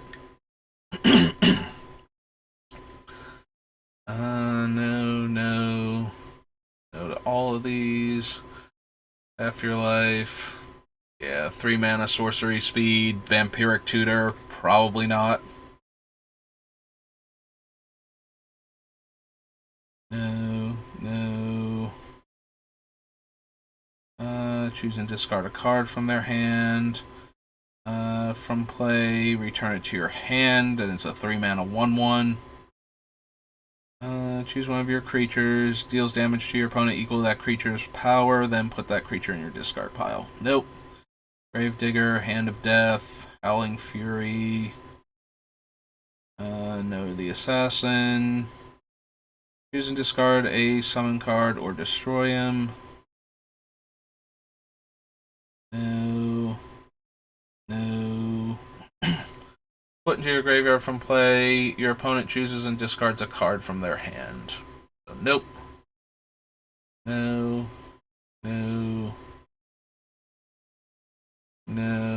Just a more expensive Lurking Chupacabra. Nope. No. Also no. Even more no's. And destroy 2 creatures that aren't black and lose 5 life. Nah, I'd rather Ashes to Ashes than Wicked Pact, all things considered. Alright, so that was Portal 1, Portal 2.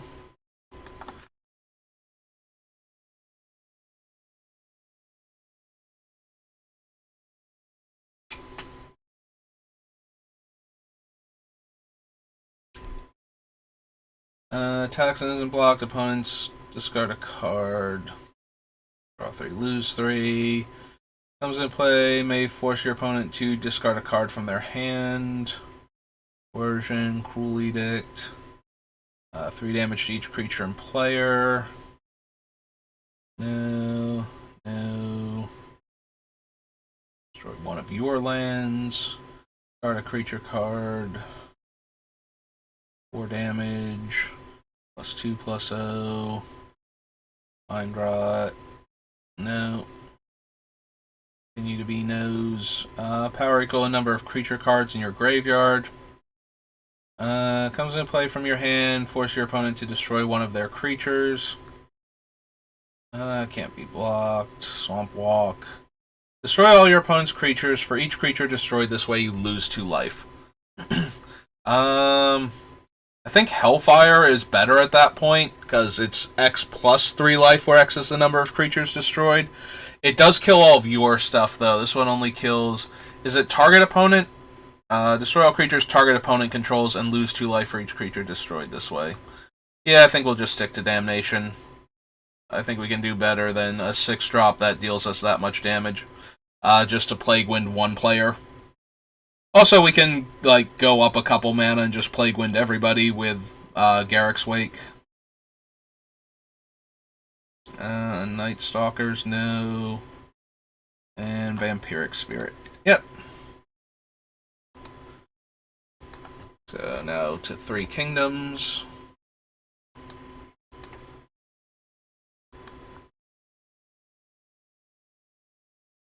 Oops. Lost my headset there. Yeah, it's always at a weird angle, so that way I can hear stuff going on around me, and just started moving when I tilted my head, and it's just like, nope, I'm gonna lose them, and they're gonna fall in my lap. Look at your opponent's hand and choose a card. Oh, it's Coercion. I'm reading Coercion, because I skipped over the name. So yeah, I don't think we want, like, Cow.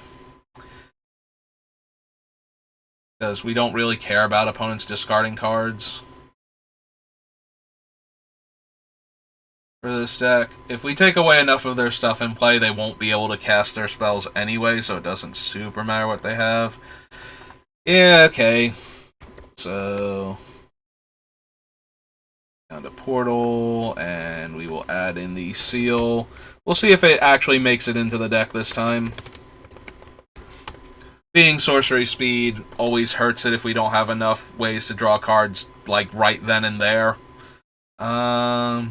So this one only destroys one player's creatures for overwhelming forces, right? And draw a card. Yep.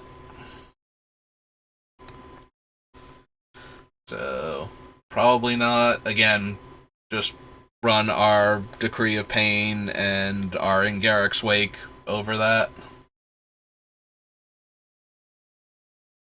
Equal to the number of swamps you control. 5 damage, gain 5. Kills a tapped creature that isn't black. Comes into play. Choose one of their creatures and destroy that creature. Deals damage to an opponent. They discard a card. Bunch of horsemanship dudes. There's Xiaodun.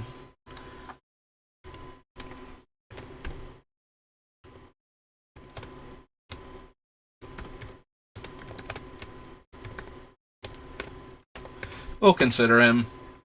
The fact that half the stuff I want to get back is going to be our artifacts, if they die, kind of limits his usefulness, even in a mono black deck, but... +2/+0, no, can't block. Other creatures get +1/+0. They discard a card from their hand. Swamp Walk, and Swamp Walk. 1/1, 2/2, and 3/3. Alright, that was Portal 3 Kingdoms. Premium Deck Series, promo set for Gatherer, Prophecy.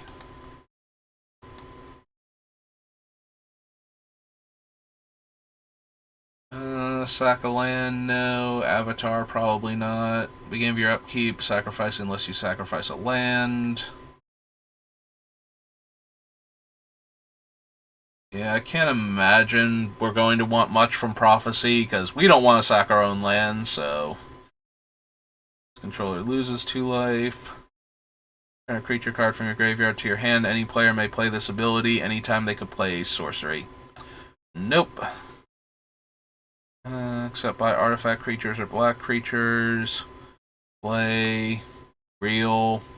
Love me some Greel, but again, we're not really attacking the hand. At the beginning of each player's upkeep, that player reveals, or not reveals, puts the top card of their library into their graveyard, and they get X 1/1s based on the CMC. Nope. Don't need to accidentally give somebody like 10 1/1s and shuffle their Ulamog back in.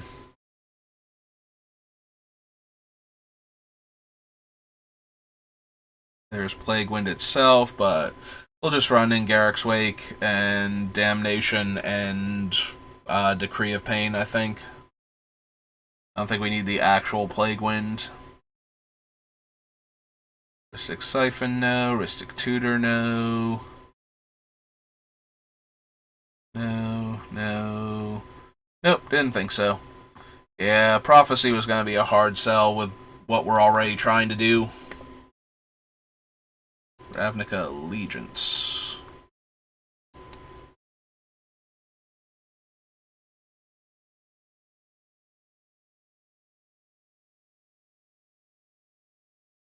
Alright, what monochromatic black cards do you have for me this time? Each player discards all the cards in their hand, then creates that many 2/2 black zombie creature tokens. Nope. Sack 2 creatures, draw 3 cards. Draws a card and I lose a life. Be blocked. Exile a card and gain, 2 life? Yeah. Good old 3/7. Your graveyard may return up to 1 creature card from your graveyard. Our creature gets -3/-3. If you control a creature with power 4 or greater, it may return up to 1 creature card from your graveyard to your hand. Nope. Sign, no. Cry of the Carnararium. Spectacle.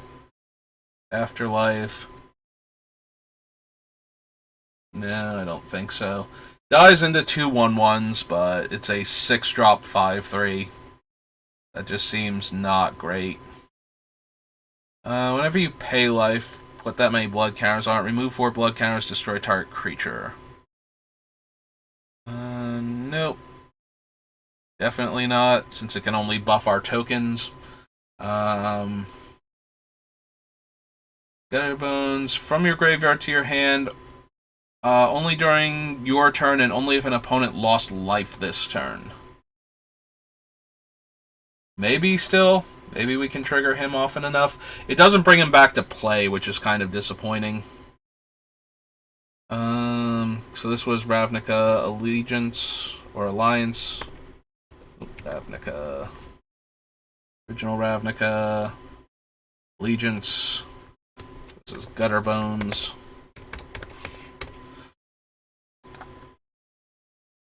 Ill-Gotten Inheritance, no.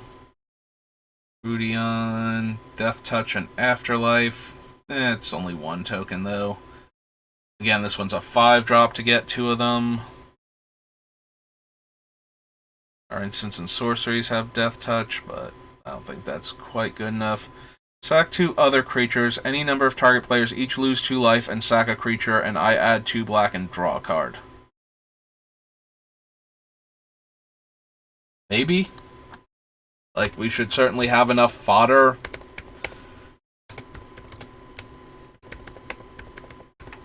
I just might want to focus on the more impactful ones instead, but we won't always have everything we want all the time, so having another thing that forces them to lose a bunch of stuff while we're losing, things we don't care about as much. Don't think we need the Spawn of Mayhem, Spire Mangler, no. The Haunt is defending player discards a card. Card is put in the opponent's graveyard from anywhere, gets a 1/1 counter. And it's like a 3/3 flying lifelink. Lifelink, no. Literally can't run that. And Vindictive Vampire's like one of the worst of the Aristocrats creatures. Because it's a 4-drop 2/3, so it has no evasion and no Like, its stats still aren't that great for its casting cost. But it's still another one of those effects, so we'll at least consider it. Even if we don't wind up running it. So that was Ravnica Allegiance. City of Guilds. And then Return to Ravnica. Alright, so this one had Golgari and Dimir both in it. Non-creature spells cost 2 less, but we have to sacrifice creatures. I wish this were optional, like, you may cast the spell for 2 less by sacrificing a creature. Then it would probably wind up in more of my decks. So that way I don't have to worry that, oh no, I have no creatures, I literally cannot cast my spell, even though I could pay for it, like, normally. That is enchanted, it can't be regenerated, and transmute. No. -4, -1. Cast a non-artifact permanent under your control. You may return another permanent you control that shares a permanent type with it to owner's hand.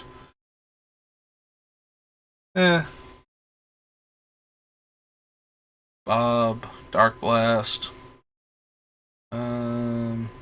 Nope. No, the Machinations. Disembowel. No. Player returns all creature cards. No. Thank you. Put into your graveyard from play. Put target creature in your graveyard on top of your library and dredges for 4.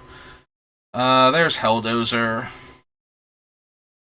So yeah, out of all of the destroy target land effects, Helldozer is definitely the one, like, we don't have to pay for it when we're not using it. Like, we only have to pay for it when we're actually activating it. And if we have enough mana, it can just destroy a bunch of non-basic lands in a single turn cycle. So, as opposed to, like, Demonic Hordes or Minion of Leshrac. Yeah, I don't think Hex. I think we have enough mass removal effects that we don't quite need that. Top 5, unless you pay 2 life, and then put the rest in your hand. No. Definitely don't need Necroplasm. No. No. Go to Nullstone. Run those. It's put into a graveyard from play. Each player puts a card from their hand on top of their library. Nope. Remove a card in a graveyard from the game. No.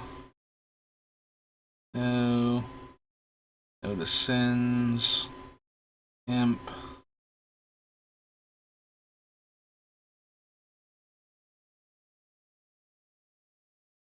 No to Terrarian.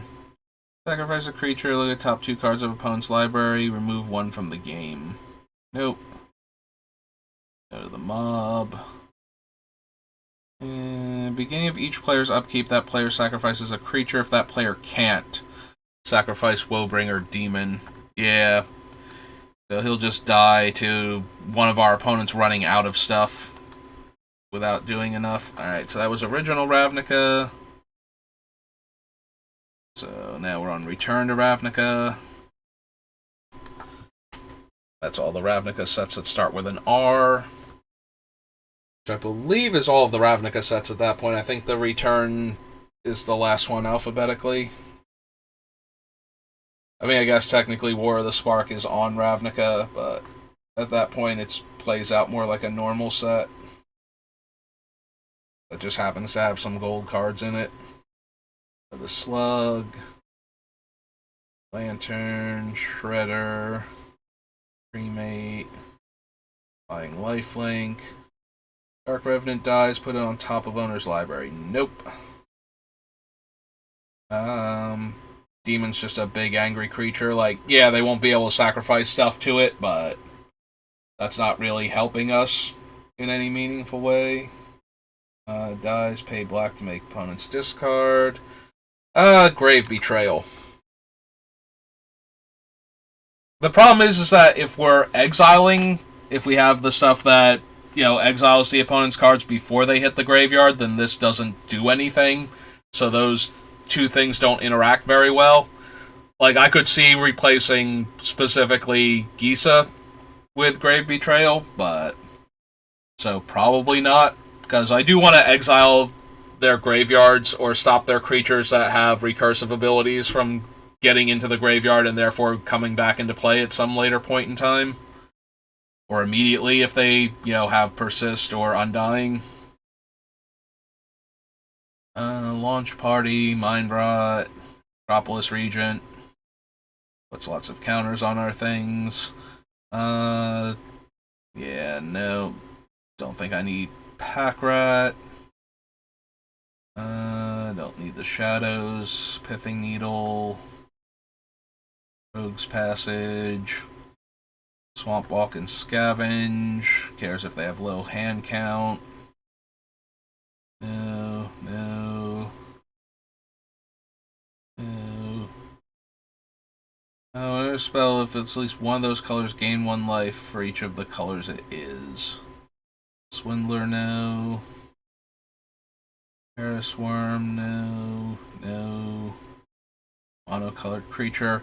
Underworld Connections? Probably. Think I can find room for that in this deck. Underworld Connections. Volatile Rig, and Locust. Alright. That was Return to Ravnica, Revised, Rise of the Eldrazi. Well, this should have Pawn of Ulamog, if nothing else. Possibly some other token makers. All is Dust. Don't think so. Into life. Becomes blocked by a creature. No. Return a creature from your graveyard to the battlefield. No. Maybe your end step. Nope. It's a creature. Cadaver Imp. For each creature with convert mana costs 3 or less. Nope. Destroys a non-black creature, and then I get 2 Eldrazi's for 5 mana at sorcery speed. Yeah, if I wasn't going to run the ones that make treasures, I'm not going to run that either.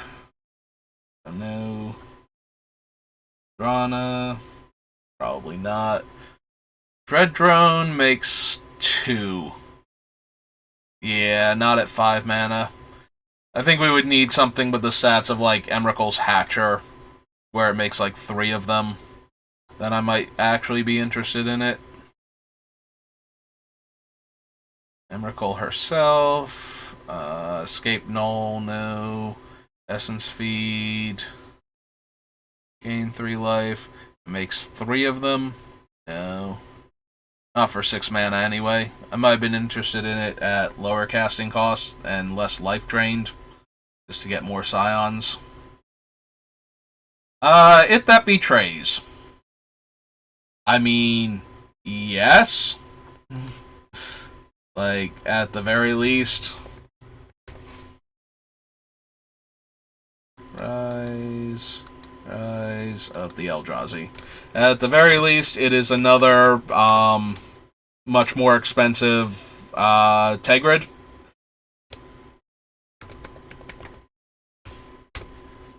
So, yeah, it's 12 mana, but it does the thing.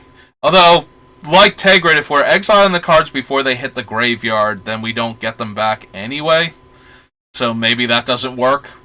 Like, I already did this for the other card, Grave Betrayal, but I did not consider it with Tegrid and it. So it might not make it. Tegrid still might, because Tegrid is way cheaper than either of the other two. So if I don't have the other things... Alright, this is where Nirkana Revenant is from. So...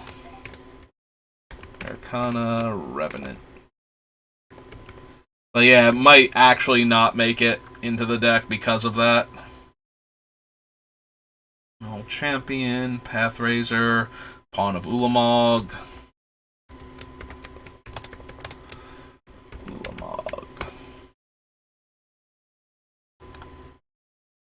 Perish the Thought, Pestilence Demon, Mankind. No. 7 mana makes 5 bodies. 10 drop, 4 mana makes 2 bodies. Thought Gorger, Ulamog, Crusher, there's Vendetta. Yeah, okay. So yeah, It That Betrays probably won't make it into the deck because we will have things that will exile graveyards preemptively. You know, things don't go to the graveyard, they just get exiled. Tegrid, like I said, probably still makes it in. Also, she always has her Lantern on the other side, which opponents will just lose life to, but, you know, when we have the front face as an option, it makes it more palatable if that's the fallback position on her. Rivals of Ixalan.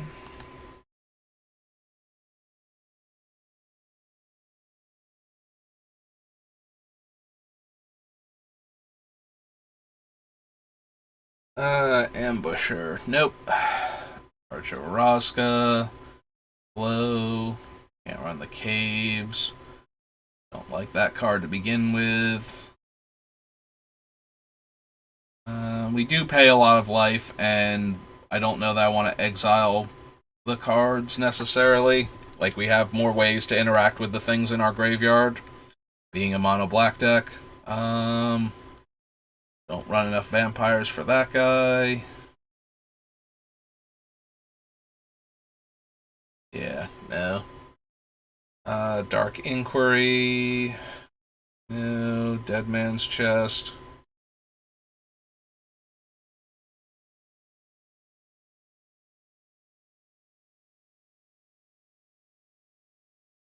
Do I want the Dead Man's Chest? It should be very easy to trigger. Like, we should have enough pressure on the opponents that they're not going to be able to keep their creature long enough. So we should be able to get the Dead Man's Chest to go off. So maybe. Alright, so this is Rivals. We might not have room for it. Dead Man's Chest.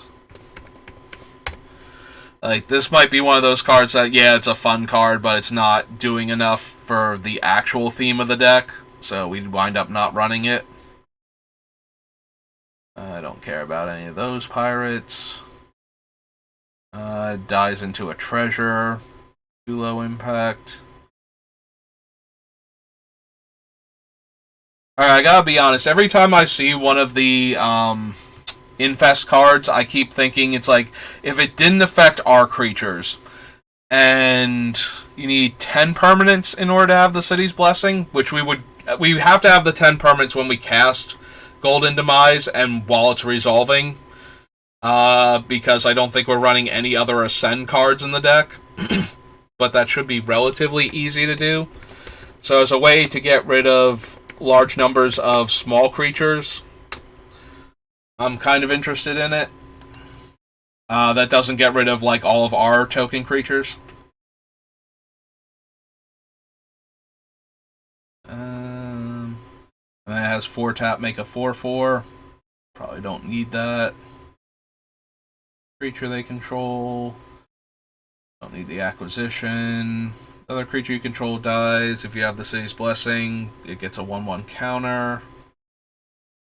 -2/-2, gain 2 life. If you gained life this turn.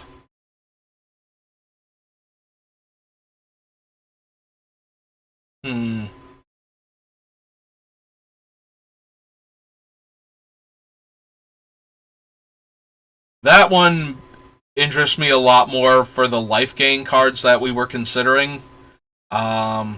It's 2 mana instead of the one that Gravecrawler is, but once you've gained life, you can keep recasting him from the graveyard over and over again. So, I'm going to add him to the list, and that makes me more inclined towards some of the other cards that pay us off for gaining life. by giving us, permanents in play or taking away our opponent's permanents. Another creature you control dies, make a treasure token. Yes. Plunder. Yes, please. I would like effects like that. There's Chupacabra. Recover. Sky Marcher. Gravestone. Tetsamok. Again, we're low on Planeswalkers. Drawing the extra cards is good. Our spells cost less, counteracts, like having a Thorn in play. So, maybe the Immortal Sun?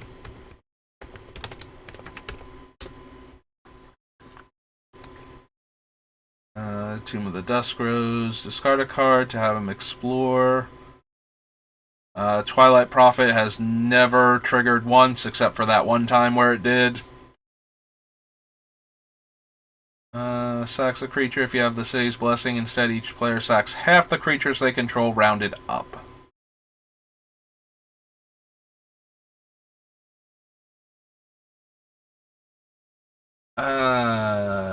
Probably not. Isidore.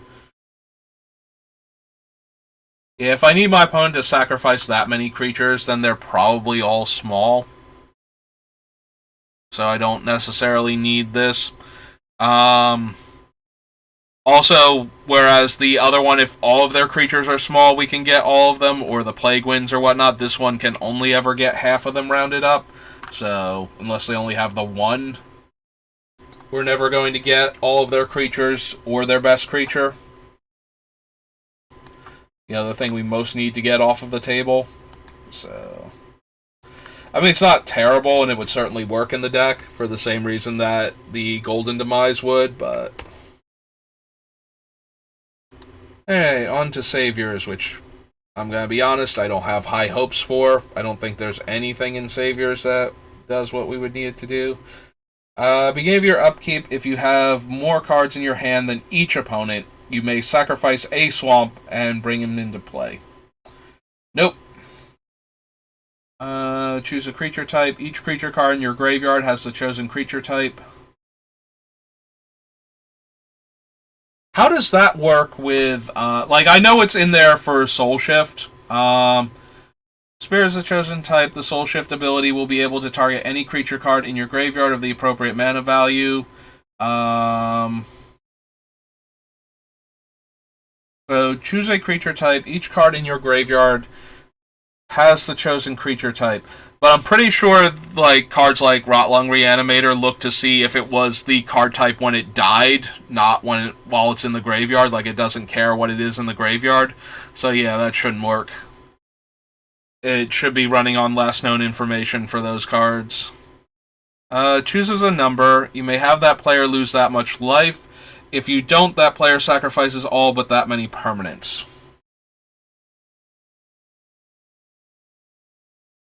If it were each opponent, or it costs less, I'd probably be down for that. Because they can't really afford to lose large numbers of permanents to our things, but if they choose, if they go too low, then we only let them keep those permanents. If they go high enough, though, we can do a lot of damage to them, or still make them sacrifice some number of permanents. But it's only one player, and it's 6 mana as a sorcery. And that combination feels super mediocre. We're not going to have room in the deck for this, even though it's kind of doing a thing that we're interested in. +1/+1. More cards, gets +2/+1. Card player sacrifices a creature with converted mana cost 3 or less. At the beginning of your upkeep, if you have more cards in your hand than each opponent, you may return it. So probably not.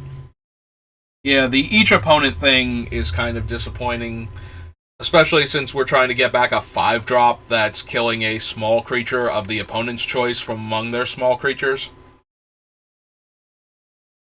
And only that one opponent. Yeah. No to that one. Maximum hand size is reduced by 1. For white. Reveals their hand and discards all cards with that spell's converted mana cost. That has to be a spirit or arcane spell. Minus X, minus X.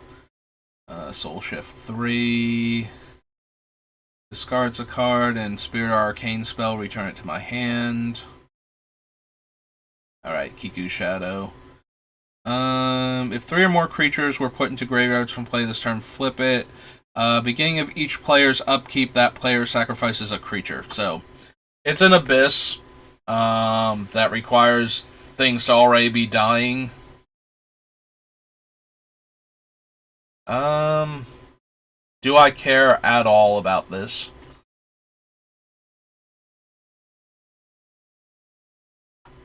Possibly, but probably not.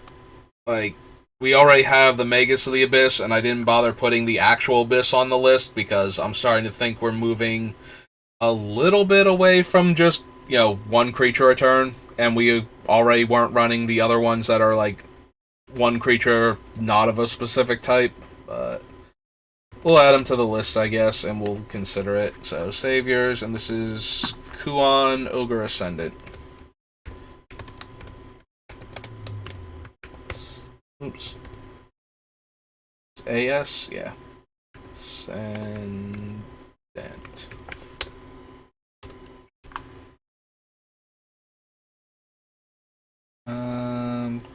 Kuro's taken. Bushido 1 and regenerates. Each opponent's maximum hand size is down 2. Maga Trader to Mortals. Sacrifice Measure of Wickedness and you lose 8 life. Whenever another card is put into your graveyard from anywhere, target opponent gains control. Again, we're giving it away, and they'll just sacrifice it to the other things, so it won't matter. When the high life total stands, loses life to the high bid and draws 4 cards. Thing Needle again. No. Razor Jaw, no. Thinking to Takemuna. Nope. Generate Skull Collector, no. Umabumori, and Wine of Blood and Iron. Nope. So that's Saviors. Scars. Hey. I mean, there might... Well, there will be the Artifact Proliferate card, so... The, what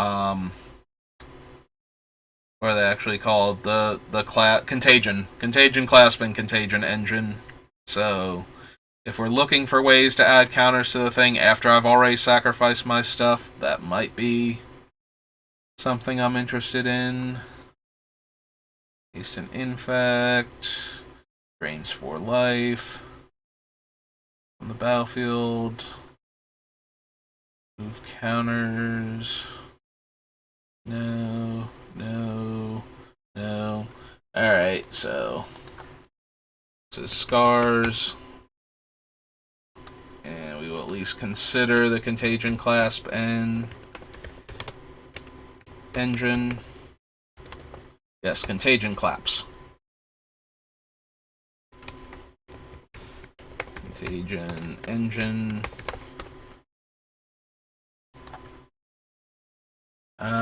Contagious Nim, no.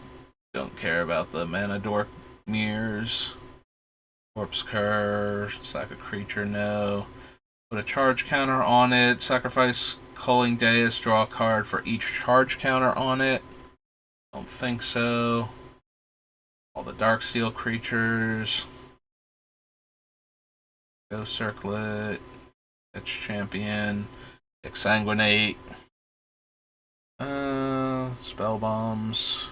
Sacrifice Fume Spitter. Put a -1/-1 counter on target creature. Geth. So black X, put target artifact or creature card with converted mana cost X from an opponent's graveyard onto the battlefield under your control tapped. Then that player mills X from their library into their graveyard. Probably don't need that. Especially with the other cards that we're exiling graveyards anyway. Because it's not like we can activate Geth if there's not a thing in their graveyard that we can bring back.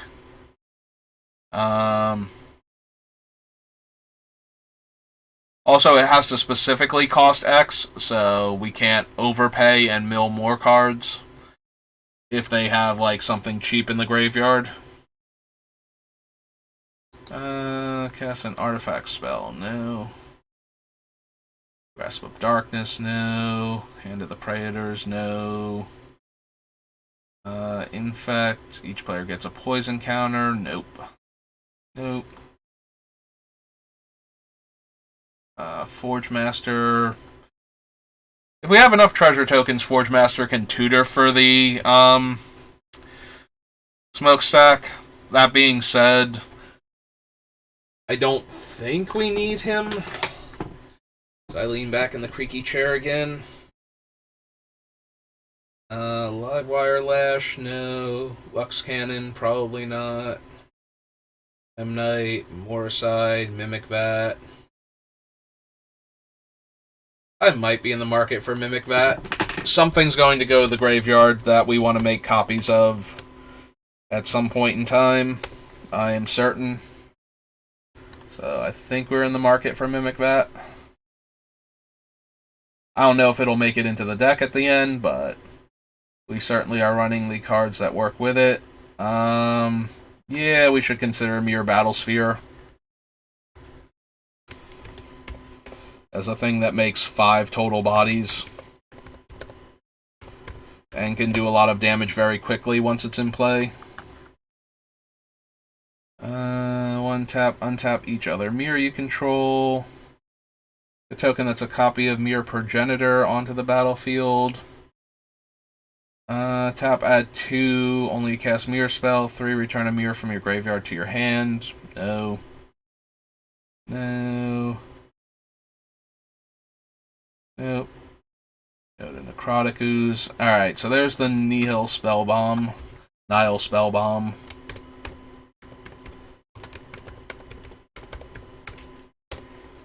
So we can use it to exile graveyards. We can also just sacrifice it to draw a card. There's Nim Deathmantle. One of these days we'll build a deck that does not have lots of death triggers or sacrifice sub-theme to it, and I won't put Nim Deathmantle in it, I promise. It's just been a coincidence that all 3 of the commanders I've built so far have wanted to be able to sacrifice their things. So Nim Deathmantle continues to be a thing that I have to at least consider each time. Alright, so we scrolled past some of those. Opponent casts a spell, loses 5 life unless they discard a card. Isn't really attacking them on either of the angles. Like, either of those 2 angles of attack are not exactly where I want to be with the deck. Like, I don't care if they discard or not, and losing the 5 life is secondary if we're locking them out of the game. Artifact spell gives +2/+0 and Death Touch. Taps for 2 colorless. Dies, deals 2 damage. I don't think we need the Precursor Golem. Artifact card from your hand. Deals their hand. Ratchet Bomb, no.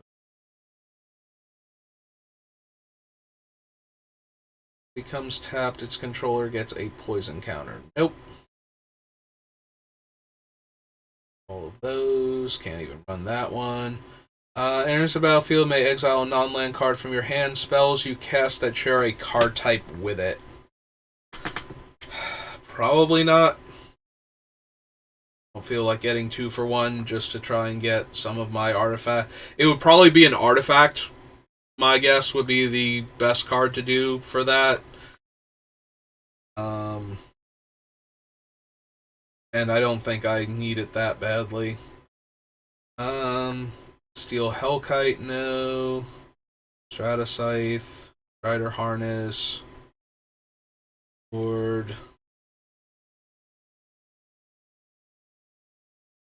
Sacrifice an artifact to proliferate. If I care about proliferating as much as I think I might, then I need to consider the Throne of Geth as a third way to proliferate, or fourth way with Yawgmoth. And then if it's like the worst proliferate card in my deck, and I need to make cuts, then we can cut it and keep the better ones. Journal, Wormcoil Engine.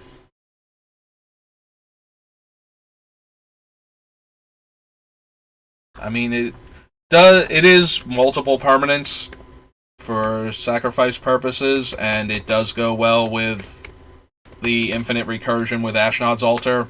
So we can sacrifice the Wormcoil Engine and one of the tokens, and bring back the Wormcoil Engine with Nim Deathmantle, and continue that way until we have it. And we can keep choosing a different token each time if we actually want a mix of the Death Touch and Lifelink ones. That was Scars. Next up is Scourge.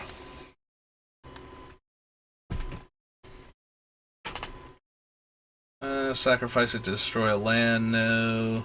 Comes back if we have a dragon come into play, which I don't think is going to come up often enough.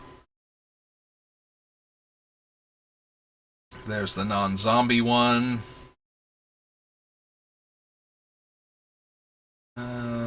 Chill, no. Clutch. Consumptive Goo. Death's Head Buzzard. Is this thing retroactively a zombie? Like, I'm looking at this bird going, that should have been a zombie.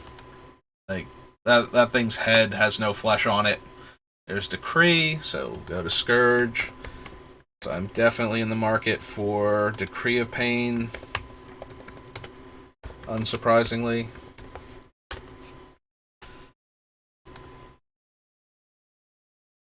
Dragon Shadow, Fatal Mutation, Final Punishment.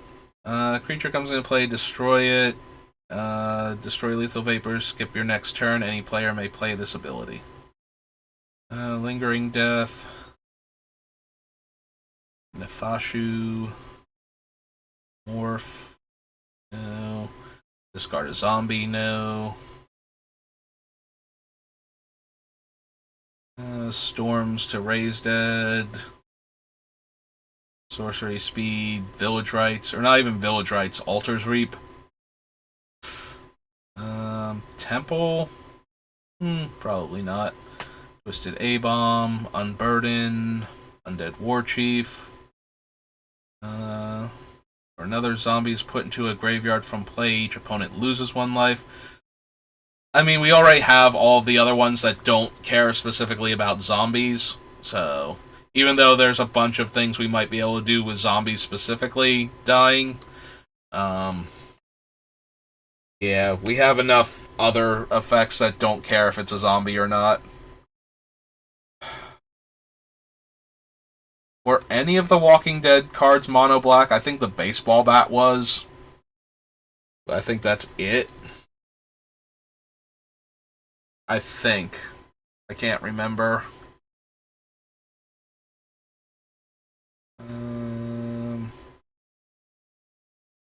Also, it'd be nice to see if they added any of the Street Fighter and or Stranger Things ones to the list. There's the bat. +2/+0 menace. Whenever a crypt creature attacks, defending player sacrifices a creature. If they do, we create a 2/2, and it has equip 4.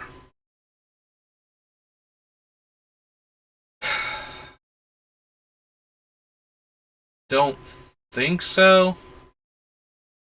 It does make them sacrifice a creature, and then we get a 2/2 out of it. But the equip 4 cost doesn't feel like it's that good in our deck. So, and yeah, they still don't have the other two on there. So that was S for Secret Lair, 7th edition. Shadowmoor is going to take a hit because of all the hybrid casting costs. Target creature becomes black and gains fear. +1/+1 as long as you control another black creature. Beseech the Queen. Blowfly. Cauldron of Souls. Chainbreaker, probably not. Wither and regenerates. That guy again. Our black creatures have Wither. Corrupt. Power and toughness equal a number of black permanents you control. Nope. Attacks or blocks gets a -1/-1 counter. Choose a basic land type. Each land you control becomes that type until end of turn. Those cards from graveyards. Go to Gnarled Effigy. Go to Poppet. Move target card in a graveyard from the game. Go the Hollow Barghest. Hollow Sage. Deal 2 cards from your hand. If they share a color, draw a card. As a 5-drop, I'm pretty sure we're doing better with all of our other card draw than that. Although we are monocolored, so it'd be pretty easy. Drains, or not drains, makes each opponent lose a life if we have a black permanent. Or 2 black permanents? 2 black permanents. So, very easy to activate, and is technically a swamp. Don't think we need it, though. Scarecrow. Midnight Banshee will kill all of our non-black tokens. So probably not.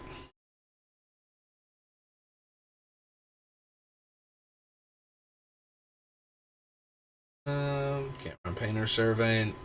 Plague of Vermin just gives our opponents way, like if we cast it, then they get to pay a bunch of life and make a bunch of creatures that they can feed to my other things for a while. So, no. Drains an opponent for 2 when they play a land. Probably not.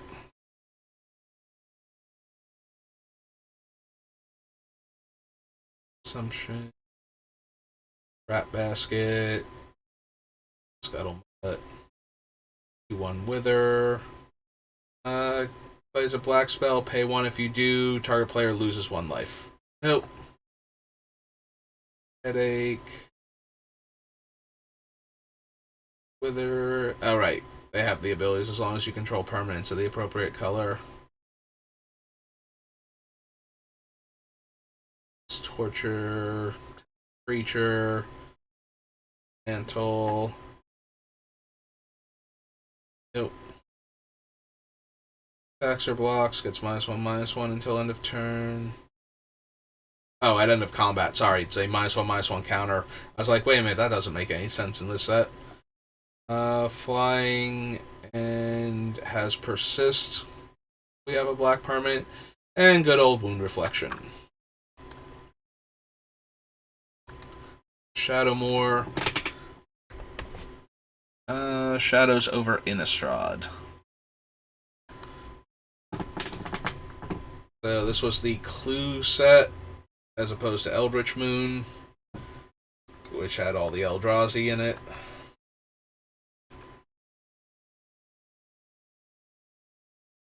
Spells your opponents cast that target a Curse Witch are 1 less to cast. When it dies, it returns to the battlefield. What does the curse on her do again?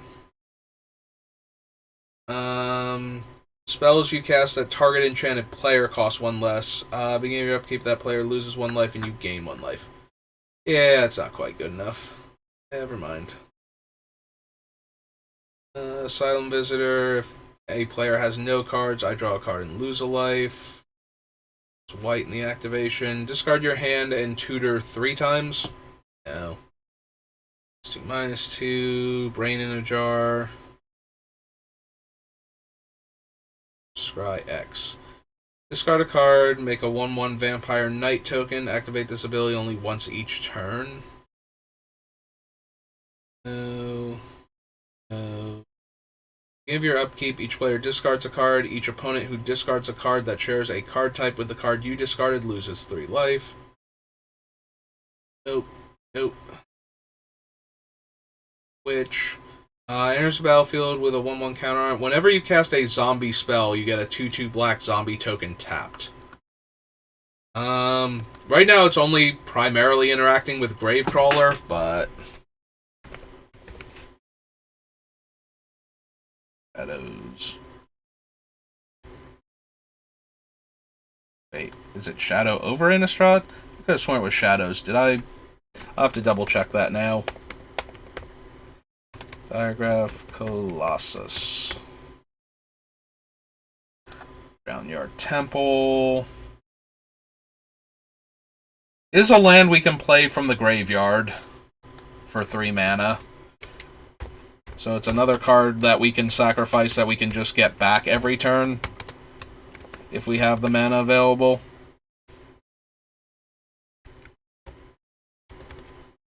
I don't know if we have room for it or not, but Groundyard Temple, Tormentor's blue on the back, Half Golem. Probably don't need Ever After. Skulk and Lifelink.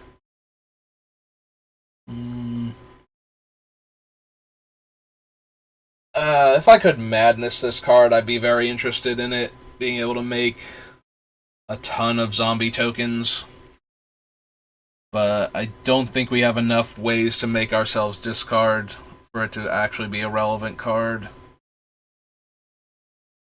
Out of that. No to bidding. No. Hound. Nope. Kindly Stranger. Indignation. Top X cards. That player loses 2 life for each creature. No. Bob Waltz. Red Knight. Creature or land, draw 2 cards. Mindwrack Demon. Necropod. Murderous Compulsion. Has red in the activation. No. Skulk and Death Touch? No. When it dies, you may pay black to return it to your hand.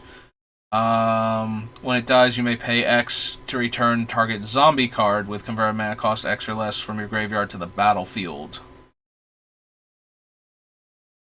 Maybe?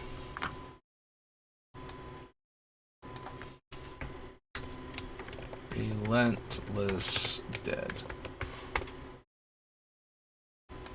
Dies, target opponent discards a card. No. Skeleton is 3 mana to bring back, and I think we said no to that before.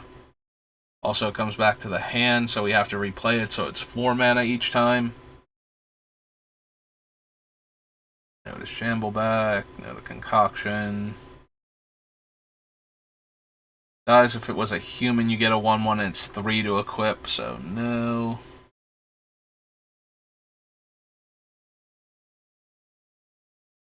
Journal. Journal makes a permanent each turn once it's in play. And those permanents let us draw cards if we want to. For mana investment, but it's also just making a permanent every turn for us to sacrifice once it's down, and the permanents are fine when we don't have the other thing going, so maybe. I'll consider it at least. Probably not, just because it's going to be too expensive. And not good enough with the other things that we're doing. Throttle to the Slaughter. Scadectophobia. Twins. Noble. Westvale Abbey is a land, and we can pay 5 and make the 1/1 and 1 life. Yeah, probably still not. Probably still don't care about it that much. No to the Wildfield Scarecrow. Alright, so that was Shadows. What's up next? Shards.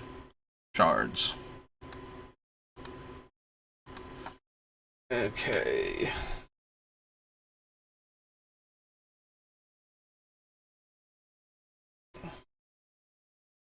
Ad nauseum. Don't think so. Archdemon. Begin your upkeep, sacrifice a non-zombie, and then make a 2/2 black zombie token. Comes into play. Target creature gets -1/-1. Corpse Connoisseur. Cunning Lethomancer.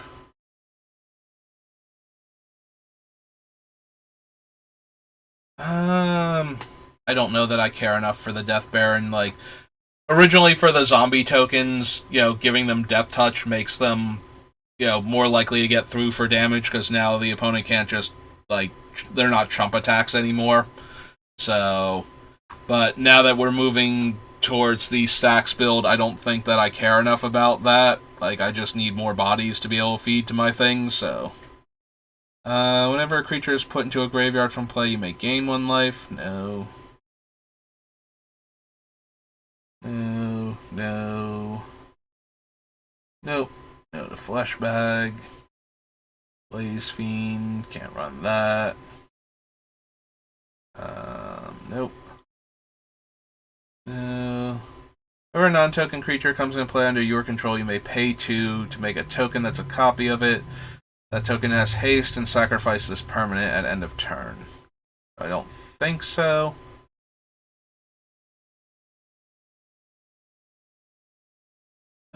Guy requires blue. Death Touch. No. No to Relic. No to the Titan, I think.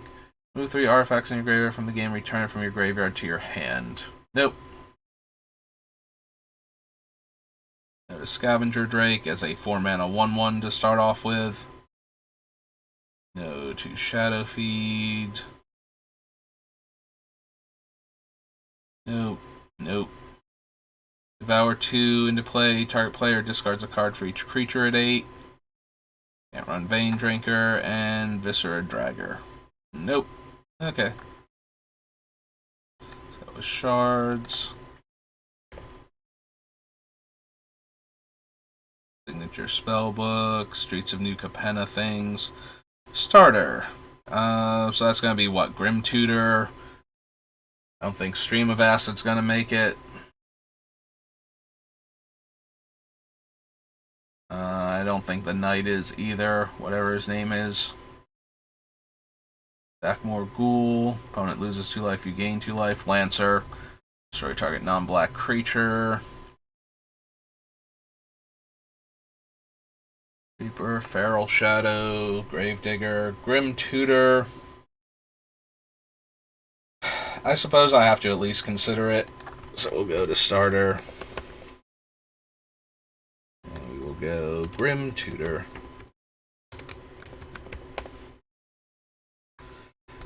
Hand of Death, Hollow Dogs, Mind Rot. Go to all of these. Attacks defending player, chooses and discards a card. Nope. Stream of Acid, destroy a land or non-black creature, and Wicked Pact again. Yep, didn't think so. Alright, so starter. Streets of New Capenna. Another gold set, so another high chance of not finding anything.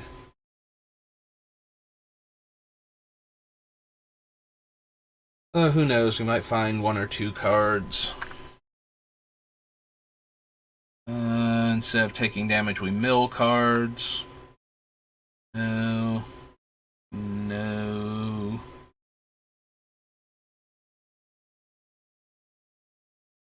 Knuckles. Don't think we need cemetery tampering. No. No. Nope. No. No. Also no. Also no.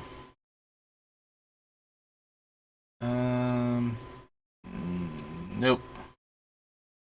+2/+0 dies, comes back, and we get a treasure. return up to one target creature that crewed it to owner's hand. Don't think we care about the Girder Goons. Or Grizzly Sigil. Join the Maestros. No. No. Nope. Nope. Draw a dagger. Dies gives -X/-X. Nope. All of our creatures will be black. Menace lifelink, sack another creature to surveil one. And beginning of your end step, if there are 5 or more mana values, pay 2 life and draw a card. Choose Menace lifelink. I'm gonna go with probably not. Shakedown heavy. Meh. Bookcase. Swindler. Underdog. Hearse. Put a 1/1 counter on Scrivener. Whenever you lose life, put a 1/1 counter on her. Whack. And all the lands. Yep, didn't think so. I'll have to see if there's anything in the mono-colored cards from Streets. So that should be Alchemy, this should be Commander. There we go.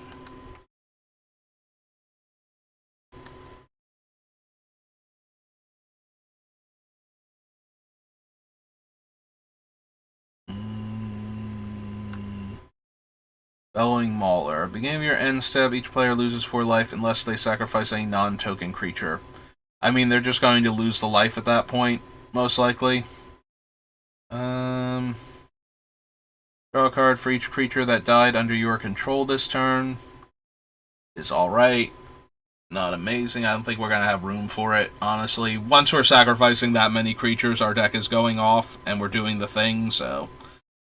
discard a card. You may exile that card from your graveyard. 2-tap, draw a card and discard. Put a card exiled with it into the graveyard. If it's a land, create a treasure. If it's a non-land, make a 2/2.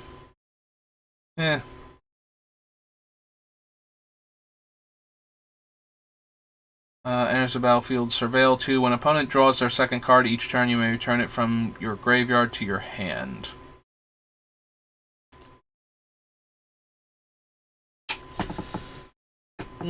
Probably too low impact. Exile all untapped creatures. Activate this ability only as a sorcery. I think so.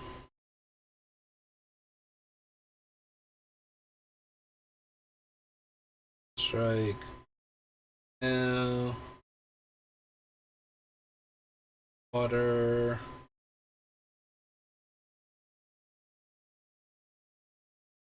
Lethal Scheme. Convoke. Destroy target creature or planeswalker. Each creature that convoked Lethal Scheme cannot.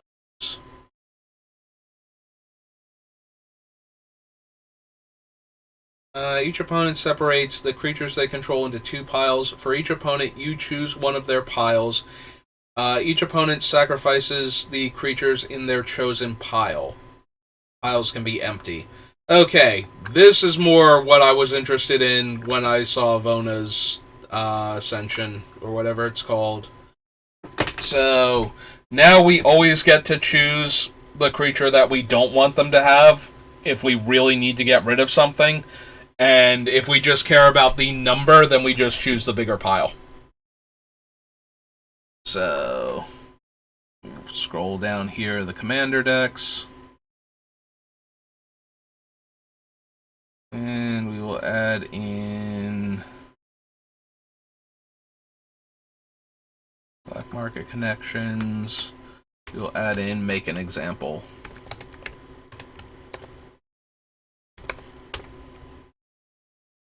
Alright, whenever a creature an opponent controls dies, exile it with a hit counter. Assassins, mercenaries, and rogues you control have Death Touch, and whenever this creature deals combat damage to a player, you remove a hit counter from a card that player owns in exile. If you do, draw a card and create 2 treasures.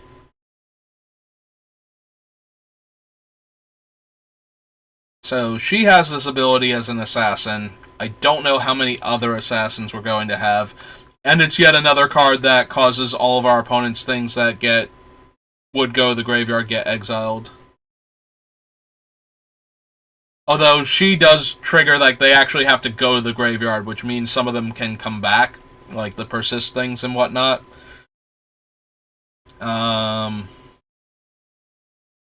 Depending on whose turn it is. So maybe not. Enters the battlefield or deals combat damage to a player. Exile the top card. Exile target card from a graveyard, not top card. If it was a creature card, make a 2/2. If it was a land card, make a treasure, otherwise gain 3 life. I mean, she's a 4-mana 3/1. I don't think that's good enough, even if I want the ability on her. No Stone, Oracle's Vault, Painful Choice, or Painful Truths. Pain Command, Protection Racket. This is one where I mill and then everybody can pay life, and if they pay the life, the card gets exiled. Yeah. Okay. Reign of the Pit again. Sever the Bloodline. Smuggler's Buggy. Deals combat damage to a player. You may cast the exiled card without paying its mana cost, and then return Smuggler's Buggy to your hand. Cruise for 2. Trionic Resonator. Alternate artwork reprint. Temples. Lots of temples. We're not 3 colors, so that thing's no good. Twinning Staff. Waste Management. Exile up to 2 target cards from a single graveyard. If the spell was kicked instead, exile target player's graveyard and get a 2/2 rogue token for each creature card.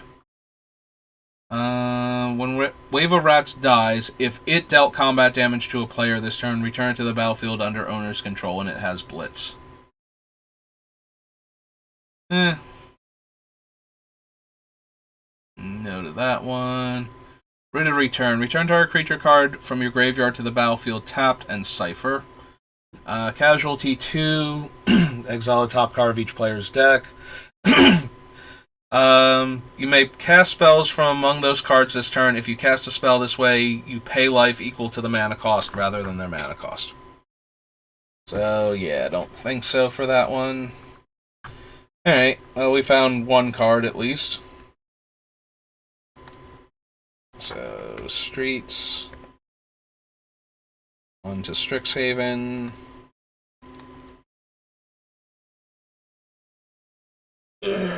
So many multicolored sets when I'm trying to do a monochromatic commander.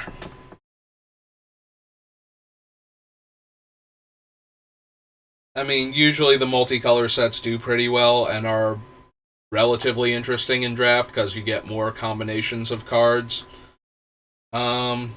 Where you have cards that, like, people don't want if they're not specifically in your colors. So even though you share a color, they have less chance of taking the cool thing that you wanted to have come back just because of that. Poet, Baleful Mastery, probably not.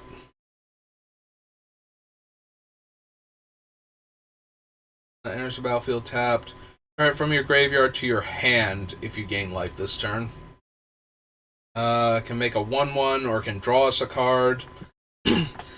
If we're considering Phyrexian Rager, which we might not anymore, but if we're considering it, Callous Blood Mage is just better in most cases. In all cases except where we care about the 1 toughness difference, which I don't think is going to be enough. We would rather have this guy and his other 2 options. Cody, Cogwork, Confront the Past. Loses 2 life, draw 2 cards. Can't run these guys because of their backsides or front sides in some cases. I don't need Environmental Sciences. Lifelink. No. Dies I learn. Nope. Flunk. Nope. Go blank. Don't think so. Hunt for specimens, no. Yeah, if I could actually get, although I wouldn't be able to get it because it's black-green, I was going to say if I could get Pest Summoning and get the 2 tokens out of it, I might be interested, but I wouldn't be able to do that even if I could get the card from outside the game. Nope. Nope. Nope.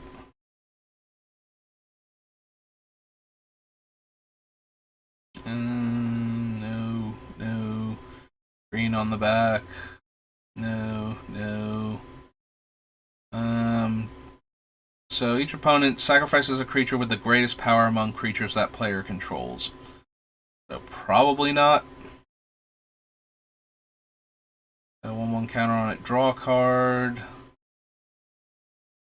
Sedgemoor Witch. Every time we cast an instant or sorcery, we get another creature we can sacrifice. I don't know that we have enough instants and sorceries in the deck to make her worthwhile for this build.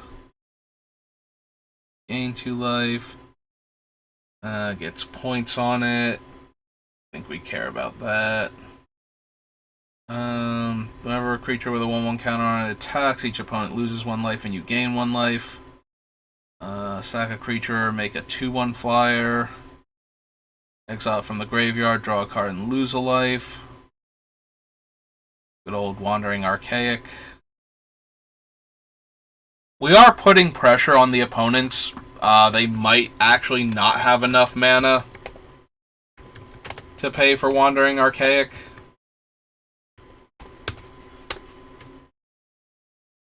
Like, that might actually tax their resources instead of just making all their instants and sorceries that aren't redundant when copied cost 2 more. So that was Strixhaven. On to Stronghold.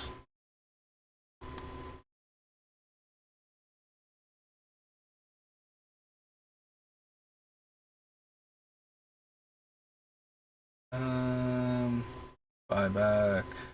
Full whip. No to cannibalize. Gives it fear, so no. Gain shadow. Destroy target tapped creature. Snaring Bridge. Grave Pact. Alright, so Stronghold.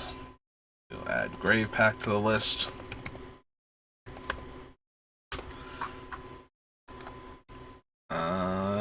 Cost of creature abilities requiring activation cost is reduced by 1. Player plays a land, draw a card. Take a Hornet token. Lab Rats. Negrum. Don't think so. The top card of your library into your graveyard. Nope. Put into a graveyard from play. Put that creature on top of your library. No. No. No.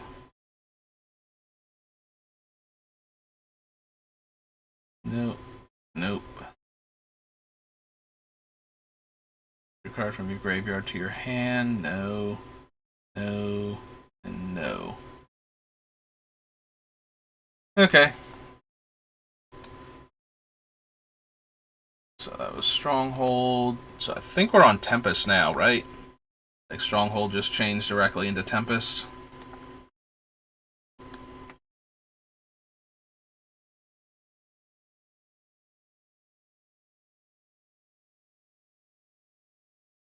Discard X cards, target opponent's hand. So no. No to alter. I think we need Tomb for this deck. No. Blood Pet, no. No. Nope. No. Don't think so. No. Banishing, Dark Ritual, Creature Shadow, bunch of shadow creatures. Death Pits, no. Edict, no.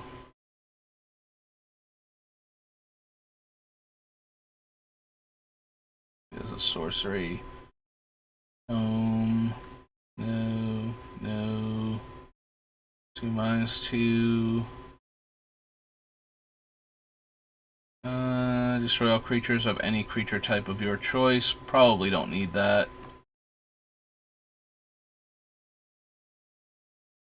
Imps, taunts, no. Jet Medallion, maybe, especially if we run the things that increase casting costs. It is 2 L's. Couldn't quite tell on the screen. Drix, Knight, Leeching Lizard, Living Death, Lotus Petal, Maddening Imp, Web, Mannequin. Nope. Minion. No. Destroy all green creatures. No. Splicer. Pit Imp. Strings. Rain of Tears. Animate. Reckless Spite. Statistically. Sarcomancy. Don't think we need Scroll Rack for this deck.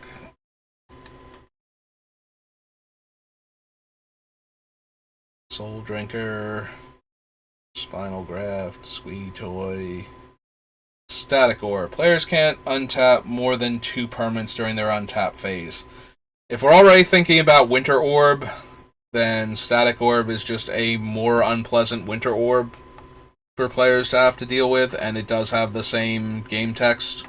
Yeah, as long as it's untapped, players can't untap more than 2 permanents. So, we will add the Static Orb.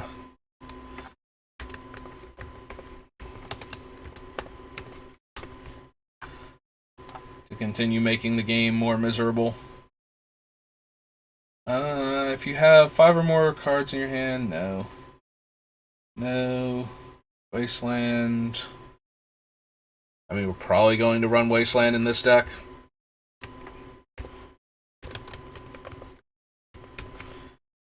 Just to further constrain our opponent's resources.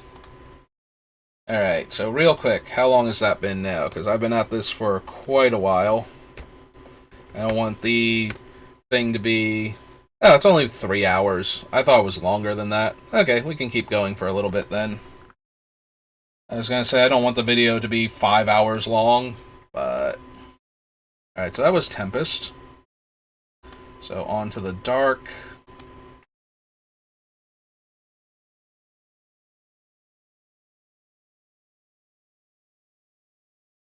Alright, so there's Ashes to Ashes if I want it, which I think I might.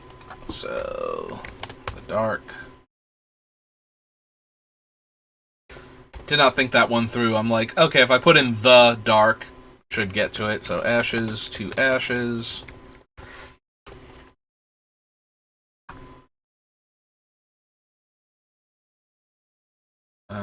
Banshee, don't think so. Marl's Cage, Bog Imp, Bog Rats, Bone Flute, City, Curse Artifact, Dark Sphere, Eater of the Dead, Belwar Stone, Fountain of Youth, Monster, Grave Robber. Nope. Target player's hand does 1 damage to them for each white card there. No. I think we need any of these. Nameless Race, Necropolis Wall, Ragman, Scarecrow. At the end of each player's turn... Alright, this is the creatures that they could attack with but didn't. Are destroyed. If you do not pay 2 life, then that thing's destroyed. Stone Calendar makes all our spells cheaper, but it's a 5-drop itself, so I don't think we want that one. Deals 1 damage to each opponent has already dealt damage to. Good old Tormod's Crypt, Istavan, the Wand of Ith, Word of Binding.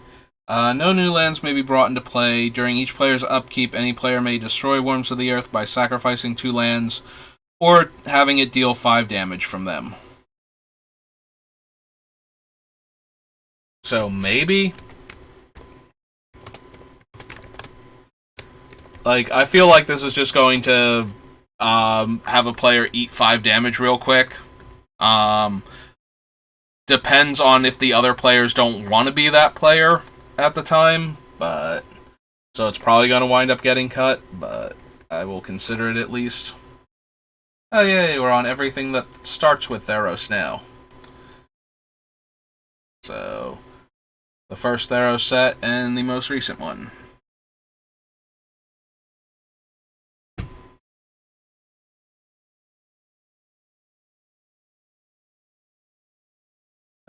So my Devotion to Black gets me that many 1/1 flying tokens.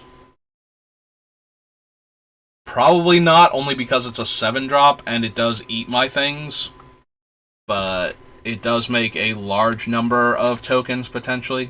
Sorry, don't want Abhorrent Overlord, we want Theros. There we go.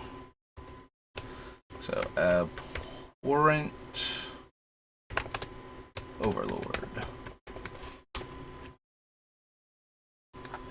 Agent of Fates has to be targeted. Crow and Horse gives... They'll just sacrifice the Crow and Horse, so, again, don't want to do that, even though it does give out, like, 1/1s.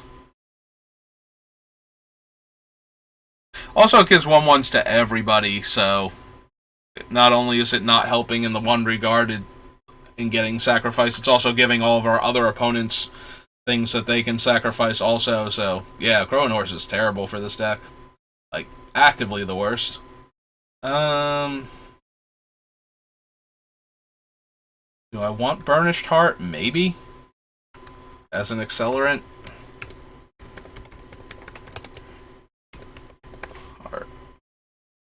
Think about it. Bestow. Colossus. Nope. Nope. No. Don't think we need Erebos. 2/2 and... Or no. Oh, it has discard a card to get +2/2. It gives +3/3. Alright. No to the wheel. No to the shoes. Gray Merchant. Each opponent loses X life, where X is your devotion to black. You gain life equal to the life lost this way. Probably should consider Gray Merchant. Even if we don't care about the life gain that much, that is a ton of life gain and a ton of damage. We can easily cut him if he's not doing enough, but... Asphodel is considered a real word? Huh. Okay. Whatever you say, spell checker. There's Hero's Downfall, which we must consider also. Guardians of Miletus, no. Hythonia, no. Clash of the Whip. Some Catoblepus. 2 dead creatures back. Gives Menace. It's +X equal a number of cards in graveyards. Nykthos. Probably worth considering. So land... Nykthos. Grind to Nyx.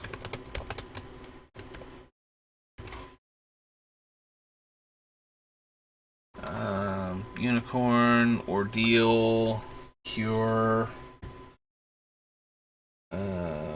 Nope. No to the Pixis. No to Return. Mark, Sip of Hemlock, Temples. Thoughtseize, Tormented Hero, Amulet, no. then gets exiled, so don't think so, and Witch's Eye. Alright, so that was Theros. Now Theros Beyond Death.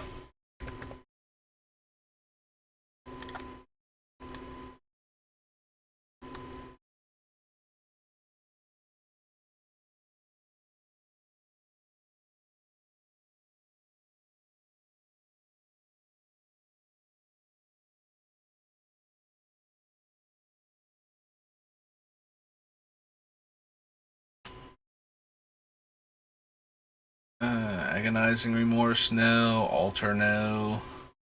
Exile Enchantment from the graveyard to make a 2/2 zombie. Don't think so. We're not putting tons of enchantments in there to begin with, and when we are, they're probably stuff that we didn't want to have go there in the first place. No to Cling to Death. No to Demon of Loathing. Discordant Piper's too low impact. Eat to Extinction. Death's Nightmare. No. If another creature dies, I may pay 2 life to draw a card. Still don't think so. Gravebreaker Lamaya, Grey Merchant reprint. Dies, target creature gets -1/-1. No to Hateful, no to Inevitable.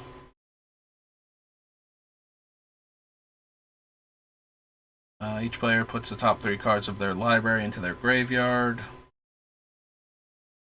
Ire Triton, Mire's Grasp, Favor. Nightmare Shepherd. Our creatures die, we can exile them to make 1/1 token copies of them.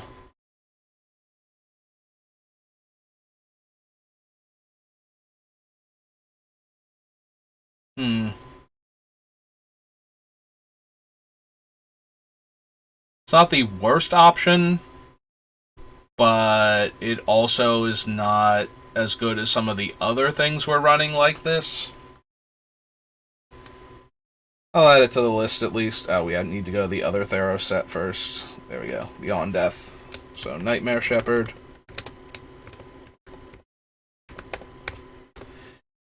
Yeah, it negates all future recursion on the creature, but at the same time, it is a way to have our stuff die and still have permanence in play, so I'll at least consider it. I have to believe it's going to get cut, though, in favor of some of the other things. Exile target card from an opponent's graveyard. Lifelink and Trample. No. No. No. Go to Traveler's Amulet. Treacherous Blessing. Enters the battlefield, draw 3 cards. Whenever you cast a spell, lose 1 life. No, I don't think so, even though we probably can sacrifice it pretty easily.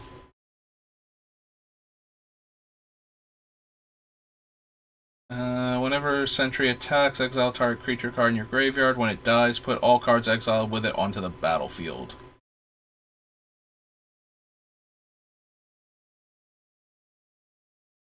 And it's only a 5-drop, maybe? Underworld. Oops. Again, too many L's. There we go. Underworld, Sentry.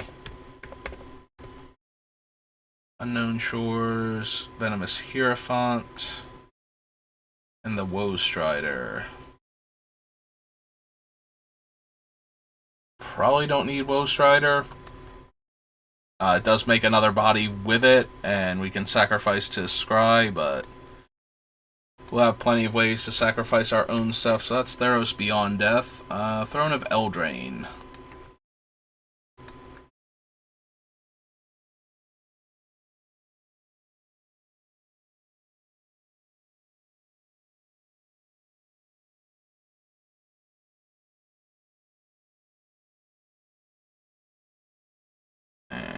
Order of Midnight, Arcane Signet, Ayara. So, Ayara, another black creature enters the battlefield under your control. Each opponent loses 1 life and you gain 1 life. Sacrifice another black creature to draw a card. I don't think so. Obviously, if we get the Rotlung or Xanthrid Necromancer combo going, we just kill the opponent immediately, but most of our other stuff is doing that too. And she specifically has to be black creatures as opposed to some of our other stuff that doesn't care about that, and we have to sack the creatures to draw cards, and we're trying to basically have to sacrifice creatures to all of our other stuff too. Like, we're trying to generate creatures so that we have sacrifice fodder for it. Yeah, I don't think we need her. Like, the triple black is nice for, like, the Grey Merchant and the Underworld Hermit, but Baked into a Pie at least is an instant compared to a bunch of the other ones, and it gives us 1 token, but don't think so. Returns a knight, so no. Don't need Bell. Don't need that guy. Bog Naughty, no. Castle Lochthwain, probably not. Whenever we have to sacrifice the food in order to bring it back specifically. It's not when we sacrifice food, so I don't think so.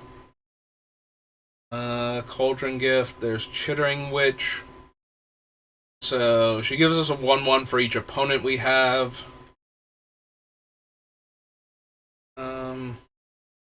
Probably not.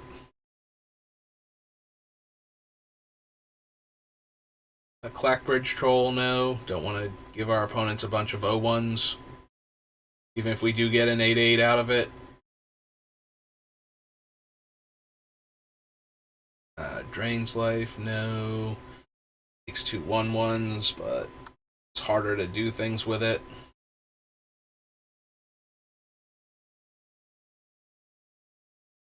I mean, I suppose technically with Ashnod's Altar and whatnot, and the Death Mantle, we can get infinite number of tapped 1/1s. Like, we make the 2 1/1s, we tap both of them to crew it. We sacrifice it and one of the 1/1s. It was a creature at the time, Nim Death Mantle triggers, but yeah, I don't think we need that. And it's, like, way worse than a bunch of the other ones that we have that are doing that. We would create a food token, so no. Forever Young. Valmire Knight, no. Gingerbread Cabin, Ginger Brute, Golden Egg.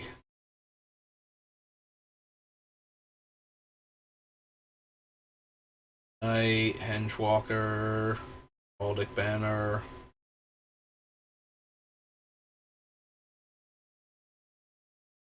Also no. Zone Flying. Menace and Adamant gets a counter. Scry 2. Clover. No to the Noble. Memory Theft. Murderous Rider.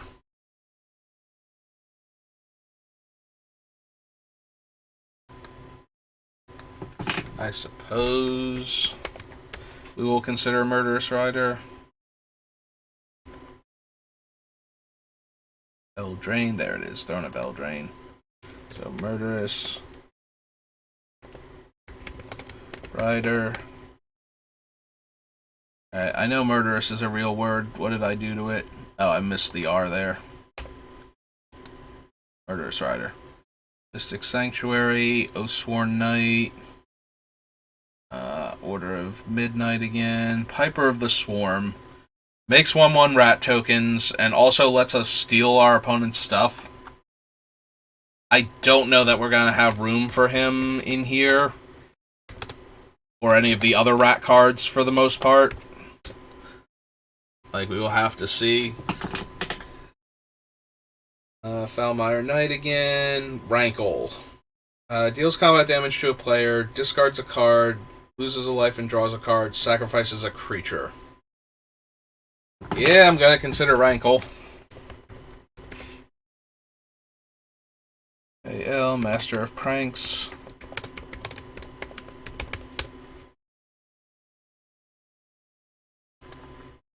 Reaper, Reeve Soul.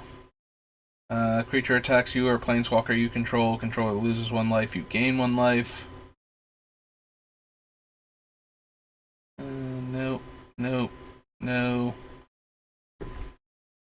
It's 3 mana to create another Broom. So probably not.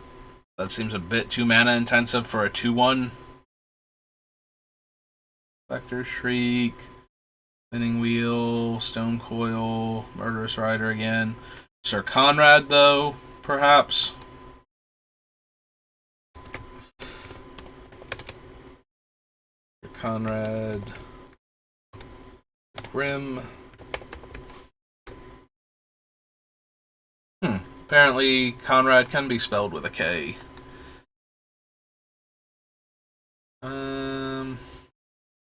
Each player sacrifices 3 creatures, and I get 3 food. So I go net neutral on permanents, and everybody else loses 3. Don't think so. Your card from your graveyard to the battlefield. Only anytime you could cast a sorcery. No. No. No to Wicked Guardian. No to Wishclaw. Put target creature card from your graveyard on top of your library. So, nope. Oven. Don't think so. Creatures of the creature type of your choice get -3/-3 until end of turn. Don't think so. That was Throne. After Throne is Time Spiral. Alright.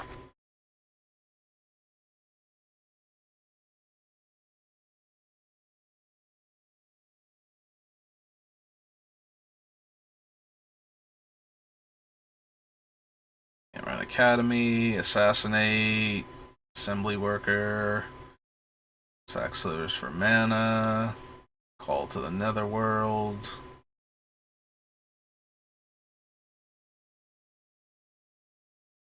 Matic Star, Chronotog, Clockwork, Corpulent Corpse, sacrifices half the permanents they control, rounded down. Suspend 2 for 4 mana. At the beginning of each player's upkeep, if it's suspended, that player may sacrifice a permanent. If they do, they put 2 time counters on it.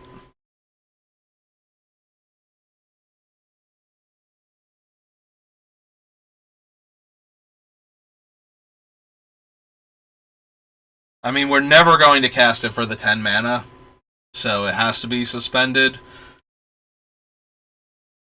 It does create an interesting thing of, I think I might be targeted by it, so I need to sacrifice something to stop it from going off. Type of, because nobody wants to sacrifice it if they're not going to be the target of it. They don't really need to consider that at that point, but if they are going to be the target of it, they have to seriously consider feeding it a permanent, otherwise they'll just get buried between this and the other stacks effects. That being said, it's still only one opponent, and sometimes it'll be obvious who it is that's going to get hit by it, and they only have to sacrifice a permanent every other turn in order to keep me off of doing it. I have a feeling if we put this on the list, it'll wind up getting cut because I need room for other stuff that's doing more. Like, it's one of those cards that fits the theme, but isn't doing well enough that I actually wind up putting it in the deck. I have to believe it would underperform. Hendrixar, on the other hand, makes tons of tokens, potentially, and so this is Time Spiral. This is Endrek. Say HR. Master. Breeder.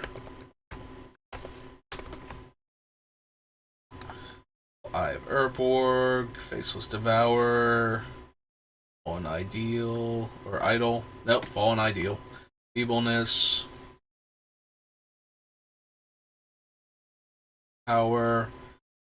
Alright, so whatever color you choose with Gauntlet of Power does affect everybody else. So this is the one that does affect each player, and is meant to be Gauntlet of Might, but for whatever color you want it to be. So I think we can go ahead and skip that one. I don't need to give the other black decks extra mana and buff their dudes. Hivestone. Time Bug. Run Kerkeep. Siege. Whenever a creature an opponent controls is put into the graveyard from play, you may pay black and 1. If you do, return that card to play under your control. If it's a creature, it's a zombie. Okay, it threw me off. It's when a creature an opponent controls dies, comes in play, and then if it's still a creature when you get it, it's a zombie in addition to its other creature types. And 2 mana regenerate target zombie, and he is a 7-drop. Living End. It costs 1 less to cast for each one that has the same name, so no. Magus of the Mirror. Mana Skimmer. Tap target land that player controls, and that land doesn't untap during the controller's next untap step. But it's a 4 mana 2/2 flyer, so super mediocre. Whenever another creature is put into a graveyard from play, you may play black. You may pay black if you do return Trader from your graveyard to play. Probably worth considering with everything we're doing. Feels like something that we could do, like we could trigger fairly often. It's put into my graveyard specifically, so. Another Trader. Nightshade Assassin, Paradise Plume, Stasis, Keeper, Plague Sliver, Ritual Burial. No. No. Also no. No. There's Smallpox, which we'll consider at least.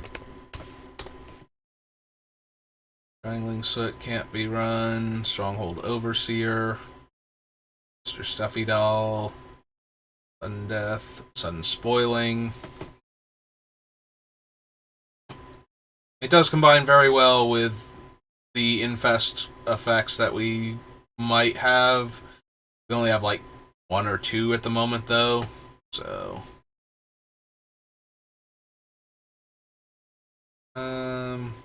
Regenerate target insect, rat, spider, or squirrel. So far, most of the rats are tokens, so regenerating them doesn't help, and the patron is not itself a rat, so I don't think we need that. Target creature, and you gain X life, where X is the number of swamps you control. Your totem, Trader's Clutches, Trespasser, Triscavilius.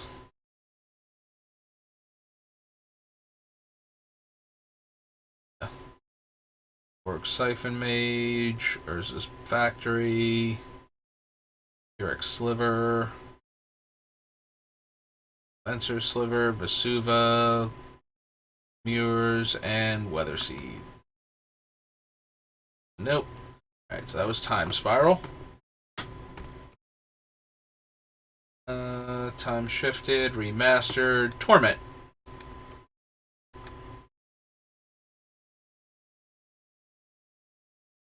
Alright, Bone Shard Slasher, Cabal Coffers. Alright, so Torment. Land. Cabal Coffers.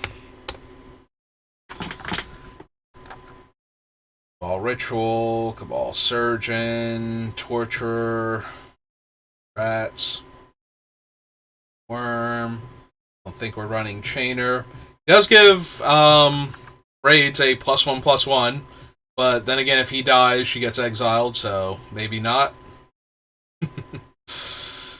-2/-2 in flashback. Dawn of the Dead. Entire creature card from your graveyard to play. That creature gains haste. Remove it from the game at end of turn.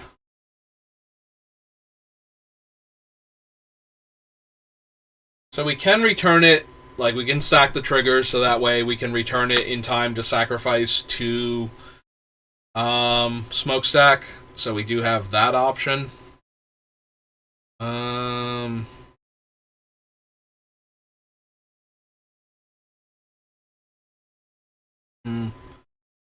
I doubt it, but maybe.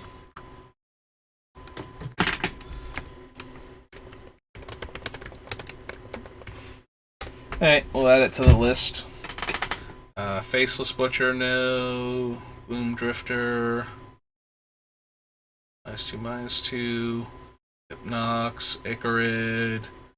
If Icarid is in your graveyard, you may remove a black creature card in your graveyard from the game. If you do, return it to play, and you sacrifice it at end of turn. I don't think so.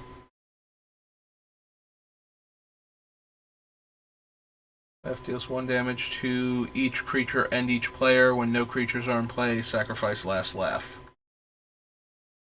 Mesmeric Fiend, Mind Sludge, Mortal Kombat, Mortophobia, Mutilate as a Wrath.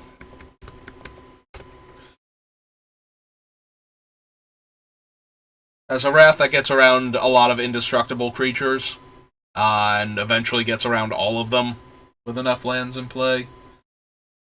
1 damage to each creature and each player. Haze, Putrid Earth. Restless Dream, Sengir Vampire, Shades Form. Shambling Swarm. No, Sickening Dreams. Strength of Lunacy, Tainted Lands, Unhinge. Waste Away, and Trailblazer.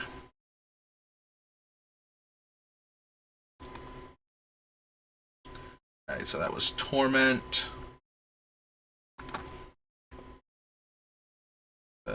Lugan's Fate, Ultimate Box Toppers, Ultimate Masters, Unglued, Unhinged, Unlimited, Unsanctioned, Unstable, Destiny.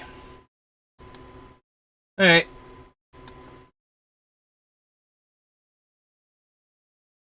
Apprentice Necromancer, no. Attrition, maybe. Alright, Urza's. Alright, so back up to the other one. So Destiny, Attrition.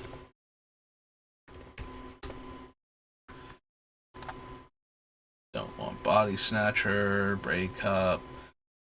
Sexton, search your library for a land, reveal it, and put it into your hand. So no. Secretary, no. Bubbling Muck, no. Caltrops, Carnival. Destroy target non-black creature. Disease Carriers, Dying Whale. Approach, Eradicate.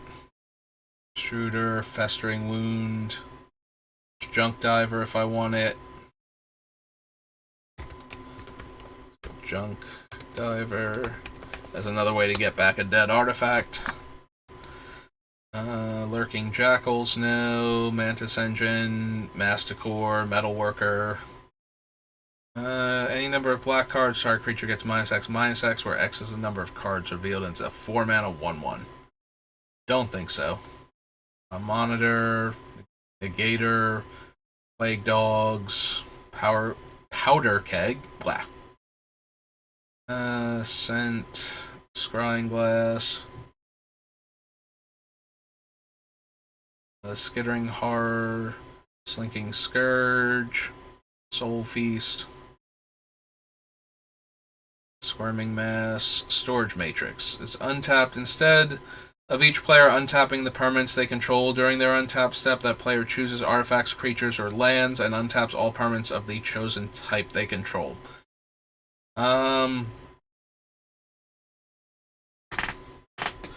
So Storage Matrix, notably, is a problem with Winter Orb or Static Orb if it's untapped, because then they can just choose what they need and untap those permanents. So I don't think we want Storage Matrix in the deck. Do we want a Thran Dynamo? I have a bunch of other ways to make large amounts of mana. I don't know that we need, like, 4 drops. We already put the Lotus on, though, so I guess I'm still in the market for a Thran Dynamo, and we'll figure it out. Thran Foundry, no. Golem, no. +3/-1. Creatures of the Chosen Type. And Yawgmoth's Bargain is banned. Alright, that was Destiny. So, on to Legacy.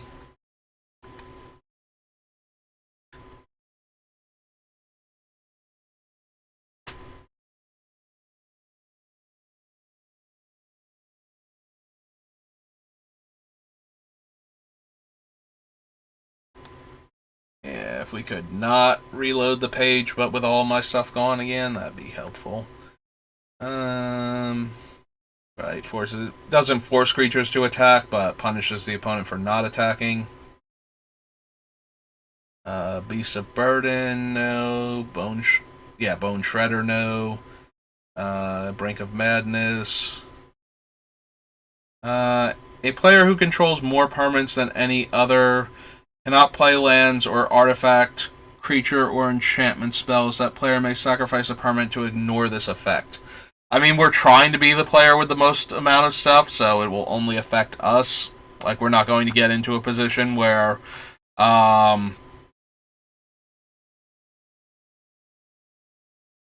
controls more permanents than any other. So only the player with the most number of permanents is affected. So yeah, that will probably be us with the way we're setting up, so Dampening Engine is not going to work. Defense Grid, Engineer Plague, Eviscerator, Bog of Gnats, Giant Cockroach. Well, if we're in the market for the other ones, Grim Monolith is definitely a potential. Don't need that. Don't need the bug. Memory Jar.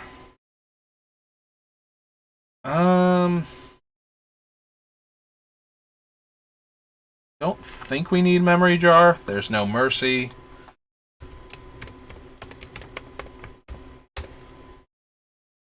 To discourage players from attacking us while they have to feed all of their other permanents to our thing. -4/-4. Plague Beetle.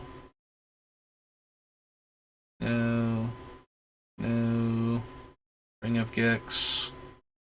Artifact or enchantment is put into a graveyard from play. Gain a life. No. Gives fear, and when the enchantment dies, it comes back to our hand. Drains opponents for 1 every turn. Becomes a tire spell or ability. I lose 1 life. All permanents are colorless. Attacks each turn if able. And weaponry, ticking gnomes. Built to enchanted creature. Unearth. Blueprints. And Wheel of Torture. Okay. So not much there. On to Saga then.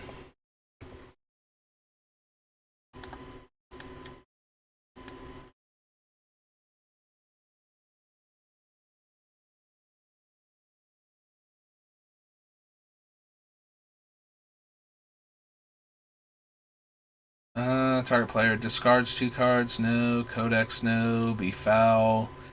Green creatures put into a graveyard from play. Discards a card. Blood Vassal. Wall Graders. Breach. No. No to Cathodian. Sentinel Flute. Claws of Gix. During your upkeep, sacrifice a creature or sacrifice contamination. Whenever a land is tapped for mana, it produces black instead of its normal type and amount. Yep.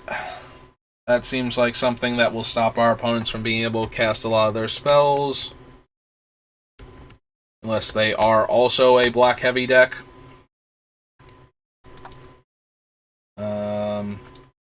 Do we want to bother with Corrupt? Deals damage equal to the number of swamps we control, and we gain that much life. It is a 6 mana sorcery. Probably not. All enchantment cards from your graveyard to your hand? No. Comes into play, destroy target non-black creature. All creatures are black. Enchantment creature gets -2/-0, and when this is put into the graveyard, return it to your hand. Servitude, I don't think so. Duress, Eastern Paladin, Zoom, Expunge, Flesh Reaver, no. No to the Skull Cap. The Dogs, Automaton, Ill-Gotten Gains. Karn. So Karn is kind of interesting in that he can kill treasure tokens with his activated ability by spending 1. And all other artifact tokens for that matter, that aren't already creatures. He can also kill off, obviously, cheap, so 0-drop artifacts that have abilities, that are actually cards.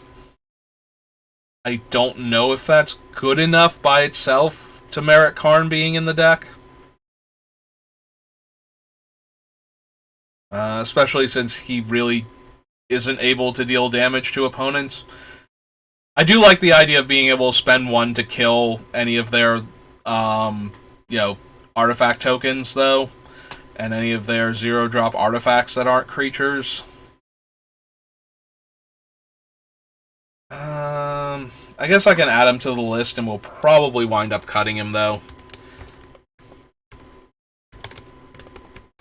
Silver Golem. Lifeline, Looming Shade, Lotus Blossom, Lurking Evil, Mana Leech, Metronome, Helix, No Rest for the Wicked, return to owner's hand each creature that player controls with power greater than the number of cards in their hand. Whenever a player casts a spell, that player chooses and discards a card. Yeah, I don't really need that. Persecute. No. Colossus. Ghoul. Processor. No. Tower. No. Planar Void. No. Priest of Gix. I don't think so. Ravenous Scourge, Reclusive White, Reprocess, Sicken, Scourge Familiar, Skittering Scourge, Sleeper Agent. There's Smokestack. Oh, we knew we had to come across this at least, so... Smokestack. Smoldering Crater, Spine Fluke, and Aether. Whenever a creature comes into play, its controller sacrifices a creature or a land. If we were not planning on making lots of tokens to avoid having to lose them to our things, this would be... Like, if we were planning on just making treasure tokens or something in order to have permanents to sacrifice to these things, Tainted Aether would be a lot more powerful in this deck, but we have a lot of creature token makers, and this thing just will eat us alive as readily as it does our opponents at that point. Maybe even more so. Like, we'll play our creature, and then we'll have to sacrifice all of the tokens to that thing. So yeah. Don't think we want Victimize. I scrolled through a bunch of these really fast while talking about that, but yeah. That adds 2 colors on our upkeep. Return a permanent unless we pay 2 life. Yeah. None of these. Victimize maybe, but I don't think so. Western Paladin, Whetstone, Wirecat, Witch Engine, no. Worn Power Stone, maybe, as an artifact mana source.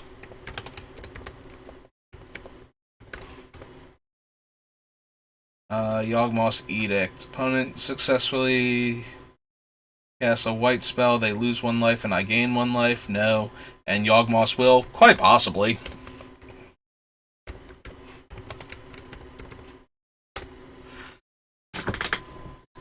I do not mind the value Yawgmoth's will, as opposed to the combo kill Yawgmoth's will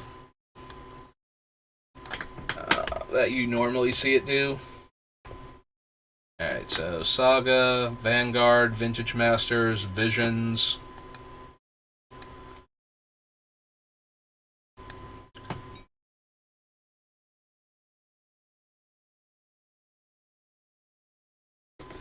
No to that, no to Anvil.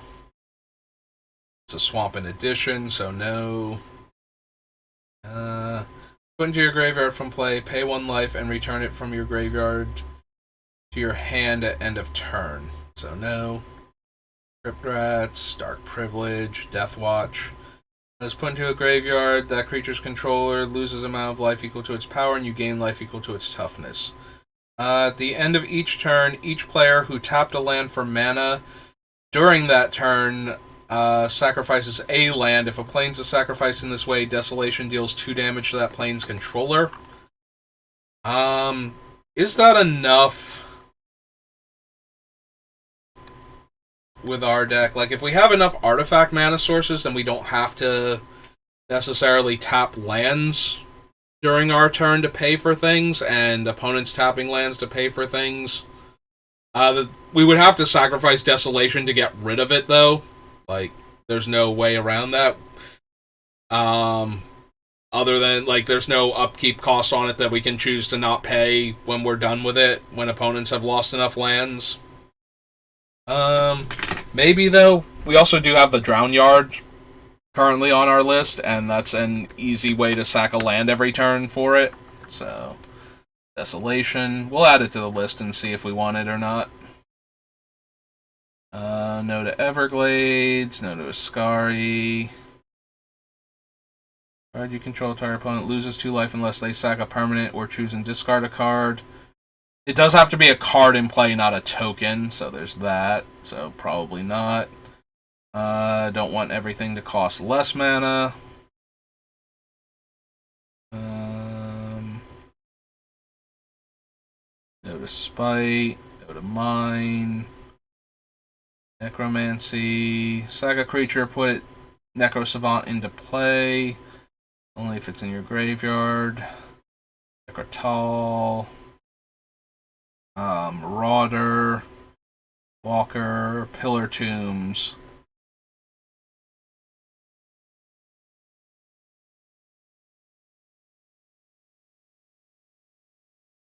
Python. Quicksand. Sands of Time.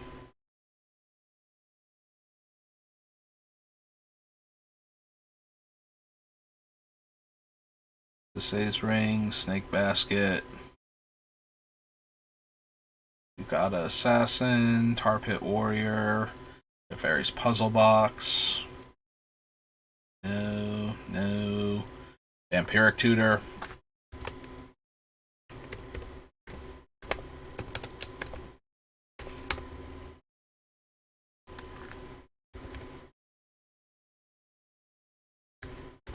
There we go. Vampirism, Wake of Vultures, Wand of Denial.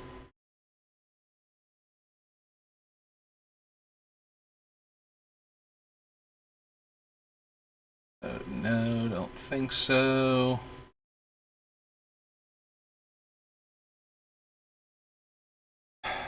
Don't think we need Snake Basket. I was kind of thinking about it before. After I scroll past it, it's X to make X 1/1s at sorcery speed. And ultimately, I don't think I care enough. That was Visions. War of the Spark.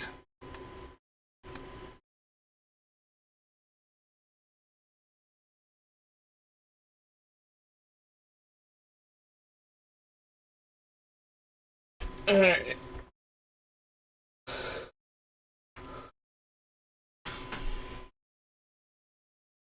And a creature or planeswalker or both. Lifelink haste. Land that can destroy permanents, technically. Bolus's Citadel, which is that one card that I every time think needs to go because it's so dumb when it resolves. So yeah, Bolus's Citadel is going to go in, we get to pay life, cast our spells off the top. Lets us get around the fact that all of our stuff is dying along with all of our opponent's stuff. Like, we can just cast our spells using life. We don't need land in play. Don't want Command the Dreadhorde. Don't need Davriel. Or Shadow Fugue. We won't have Bolus, so I don't think I care about Deliver Unto Evil. Dreadhorde is even worse than Bitter Blossom, and I'm already kind of iffy on Bitter Blossom, so I don't think so. Taskmaster, Finale of Eternity, Firemind Vessel, God Eternal Bantu. Draw that many cards? Don't think so. God Pharaoh's Statue. Our opponent's spells cost 2 more to cast. At the beginning of my end step, each opponent loses 1 life. This is one of those ones that's kind of funny to put in the deck, but it costs so much mana that I have to believe it's going to not make the cut. Like, yes, we can get into a position where the opponents are actually getting taxed by the 2 extra mana on their spells, and they can't keep up anymore, but we already have to be winning. Like, our deck has to be doing the thing first in order for that to be true. Like, the number of times where we would stop them from getting back into the game because we have Statue plus whatever we have else going on is going to be very low, I think. So, I'll probably wind up cutting it. Karn I'm down for, shutting off their mana rocks.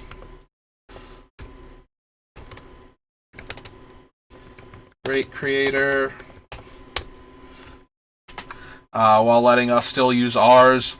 And his +1 destroys one of the things that the other Karn would also destroy by animating it. Karn's Bastion. If we care about proliferating, we have to consider Karn's Bastion. So that's got to come onto the list. Ghost Form, no. Behemoth, no. Reaver, no. Liliana is another Grim Haruspex while she's in play that can do other things, including make zombie tokens. So, Liliana, Dreadhorde General. I don't know if she's going to make it on the list by the end, but she's at least a consideration. No to Massacre Girl. No to Obnixilis.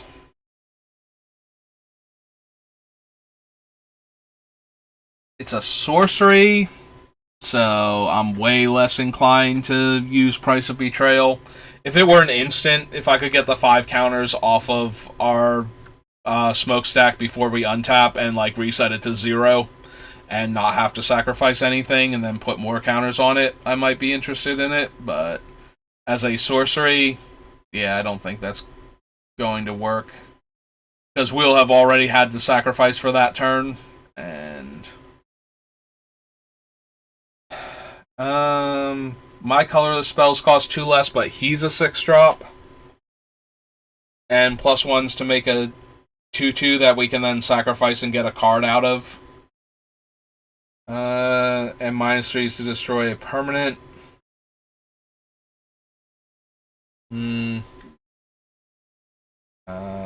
1/1 that makes a 1/1, and Vraska's Finisher. Right, that was the only amassed creature that I saw. I feel like I scrolled past a few of them. So the amassed creatures... Oh, right, we have Lazatep Reaver.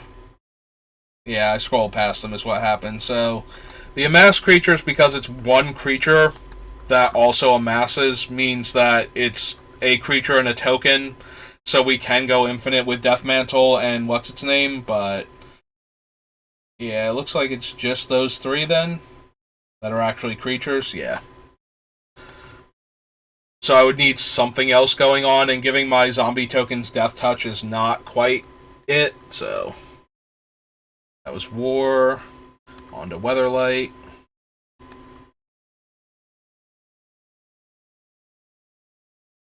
It's put into a graveyard from play. Each player sacrifices a creature they control. Agonizing Memories, no. Top creature card, no. Put the top creature card defending player's graveyard into play under your control. Bone Dancer deals no combat damage. Only if Bone Dancer is attacking and unblocked, and only once each turn. Damage dealt to creatures was reduced to 0. Buried Alive, Chimeric Sphere, Circling Vultures.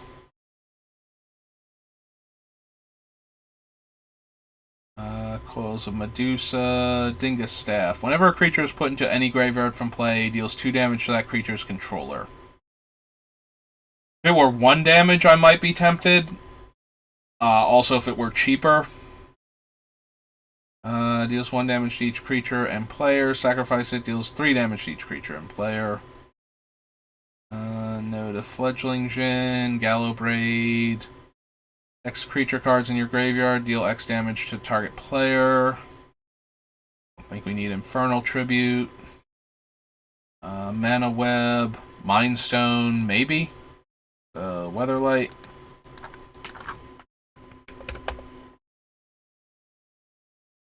Right, Weatherlight completed. Weatherlight itself, Mind Stone. Oh no, wait, it's 2 stone. There we go. Pay a life to regenerate, no. Mournfen, Necrotog. Shuts down our artifacts, so no.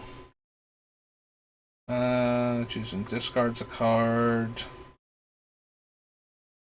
No. X creatures and lose X life. 3 damage to target non-black creature, gain 3 life. Sack a swamp, put a creature from my graveyard into play. Tendrils, Thran Forge, Thran Tome. No. Tap target artifact you do not control.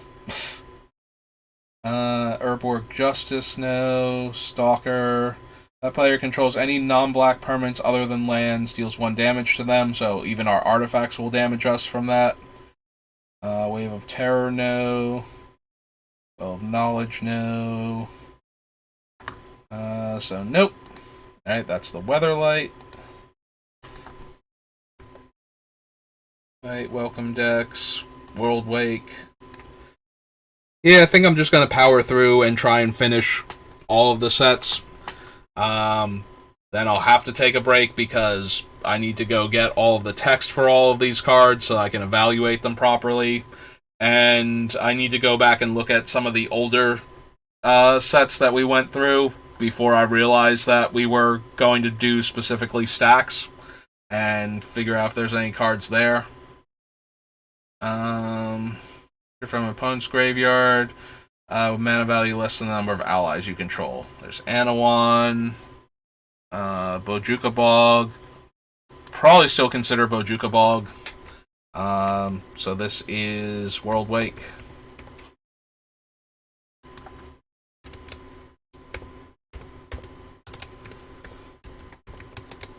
Bog.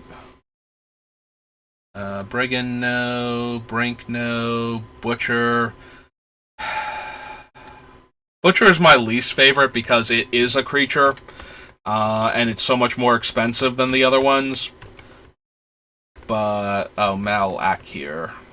Not Malikir. But it's still, Grave Pact effect, so I still have to consider it, I feel like.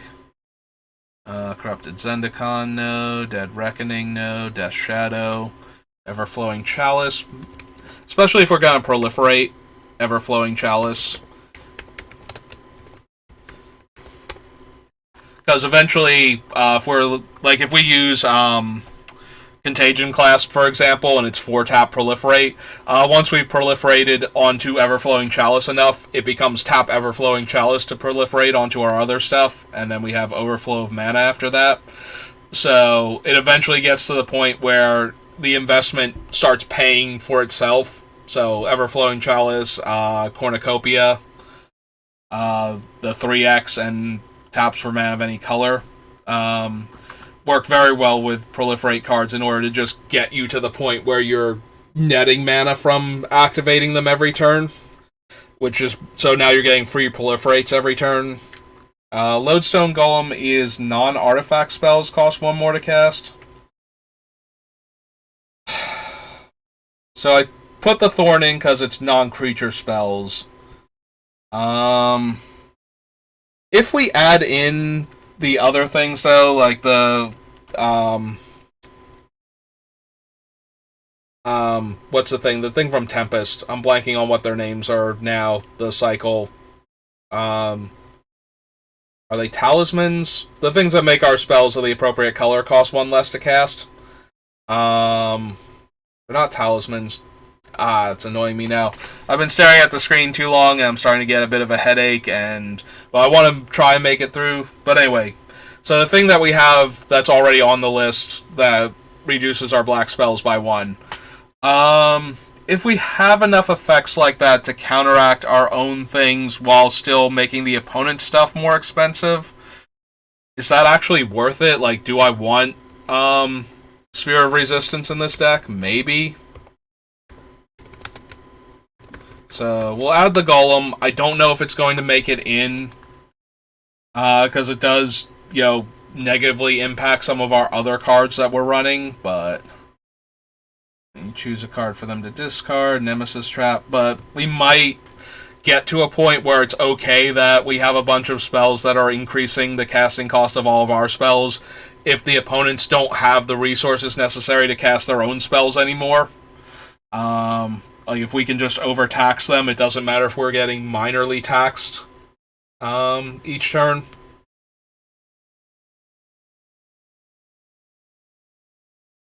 No to the quest. I don't think we need these. Exile top card, landfall, Seer's Sundial. No to that. No to Smother. Tech Edge, I don't think so. Urge to Feed, no. And Walking Atlas. Alright, so that was World Wake. So now we're on regular Zendikar. And then we just have the Zendikar Resurgent or whatever, and the deck, the commander decks for it. And then we'll be all done. So, yep, just gonna keep powering through. Another ally enters the battlefield. They reveal cards from their hand, and you choose and discard one of them. Blade of the Blood Chief, no. Blazing Torch, no. I'm thinking... Oh, no, wait. Calastria Highborn is the Drain Life one. That's why I moused over. I was thinking, isn't there one where a vampire dies and you get something cool, like a vampire token? But, yeah, now I'm thinking about it. It was in the last set, but it only gets us a drain, not a token. Whenever a creature enters the battlefield under opponent's control, you may have that player lose 1 life. It's okay. And scroll past anything while I was thinking, did I? No, Blazing Torch. Alright, no to that. Don't think we need Ascension. Obviously, it kills everybody very quickly with our other effects once it gets online, but That's less of a concern. Like, getting it online is less of a concern in this deck. Like, we're just trying to kill our opponents by removing all of their resources and then killing them at our leisure, rather than getting them dead as quickly as possible in most cases.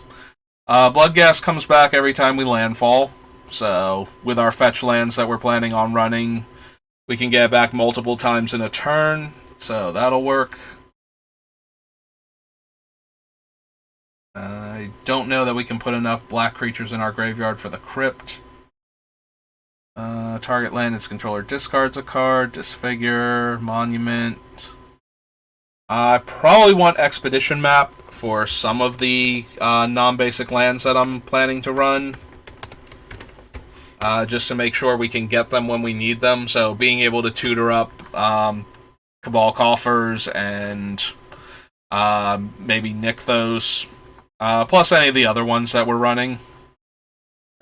Feast of Blood, no. Gatekeeper. Oh yeah, it's target player, so probably not then. Grappling Hook. Grim Discovery. Gets a creature and a land back. I don't think we need that. Opponent has no cards. Deals combat damage to a player. That player discards a card. So no. No. No. No. The Diabolist. No to Halo Hunter. Hideous End. I don't think we need Kalitas, like this version of Kalitas anyway. Blood Witch, no. Only affects one player, so I don't think we want Marsh Casualties. Especially since we have to spend, 5 on it to give -2/-2, which is probably where we want to be at with it. We will add the Marsh Flats, though. Flats, not Flast. Alright, that's Mindless Null. Is dealt damage, destroy it? No. Needlebite Trap. Namana Sellsword. Land enters the battlefield under our control. May have an opponent lose 3 life and he gets counters? No. No to the Piranha Marsh. Quest for the Grave Lord. Ravenous Trap. Sacrament? No. Soren. No, I don't think so. Stonework. Surikar Marauder. Trailblazer's Boots. Trusty Machete, no. Hexmage? Maybe. We might be down for a Hexmage to get all the counters off of our things. Like, I'm just calling it Hexmage. Vampire. Hexmage. There we go. All better. Lacerator, Nighthawk, Bite, and Verdant Catacombs is our last fetch land that we can run. Verdant Catacombs.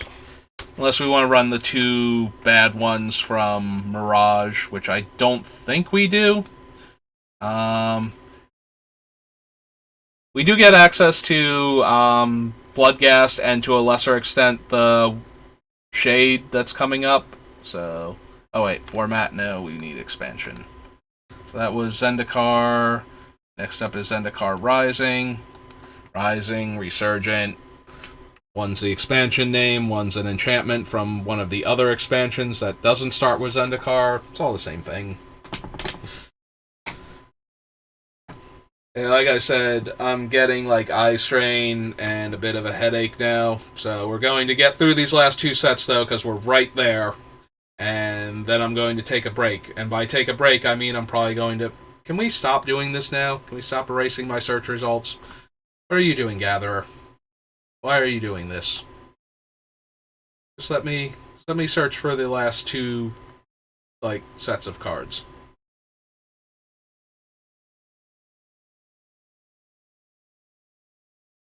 There we go. That cares about our party, which we're probably not doing. I mean, I gotta consider Agadeem's Awakening. The fact that you can put these things in your land slots just makes them so much easier to slot into a commander deck.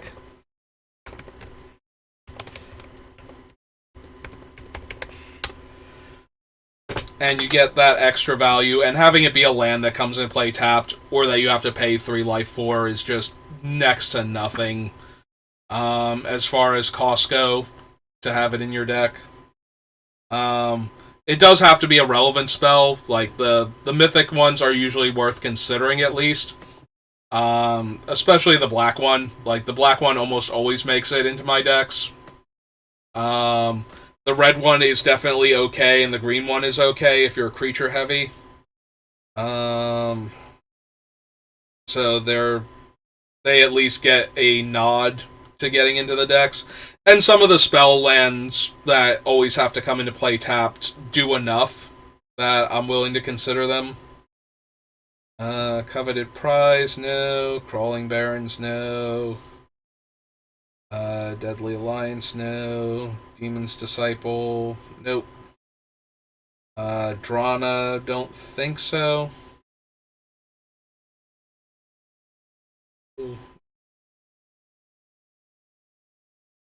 Nope.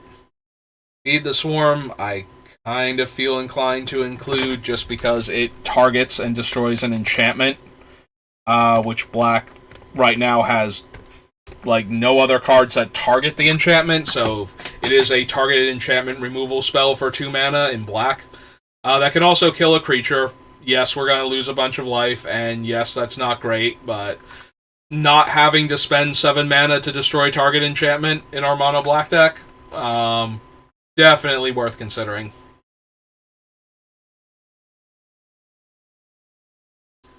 Flying and lifelink, no. No. No. No. Destroy target creature. Yeah, I don't think we need Hagra Mauling. We certainly can put it in the deck, but because I care enough about Cabal Coffers having access to swamps that I don't want to overload on non-basics, and we have a bunch of things that right now on our list that care if we have snow land specifically. Both of those make me disinclined to want to run this as a land in our deck, whereas the Agadeem's Awakening can get back a bunch of creatures. Like, we'll see where we're at with what it can buy back for us. If we don't have enough stuff, then we'll cut it just because we want the snow-covered swamp instead. Lithiform Blight, no. Lithiform Engine. So, copying the triggered ability off of our things on the opponent's upkeep and making them sack double the number of permanents is definitely something I'm interested in, and we are going to add Lithiform Engine just for that ability alone. Form Engine, the fact that it can do other stuff just makes it... I love Lithiform Engine. It does all of the cool things that I want it to do. Gain life, each opponent loses 1 life. Malcure Rebirth, I don't think we need. Mana Drain. Mind Drain, no. Myriad Construct, no. Scavenger, no. Skitter Sneak. Sky Dancer, Null Priest. Gains indestructible until end of turn, draw a card if that creature has a 1/1 counter on it, no. Palaka Predation, no. Wizard, sorcery, or instant, gets a charge counter, deals damage, target creature, so no. As long as you control a cleric, has whenever a creature you control dies, each opponent loses 1 life and you gain 1 life. I think we have enough of these effects, and this one requires us to have a specific creature type that I can't guarantee we're going to have, so I'm okay with letting that one not be in the deck. Spell was kicked. Each player loses half their life. Power and toughness is equal to 20 minus the highest life total.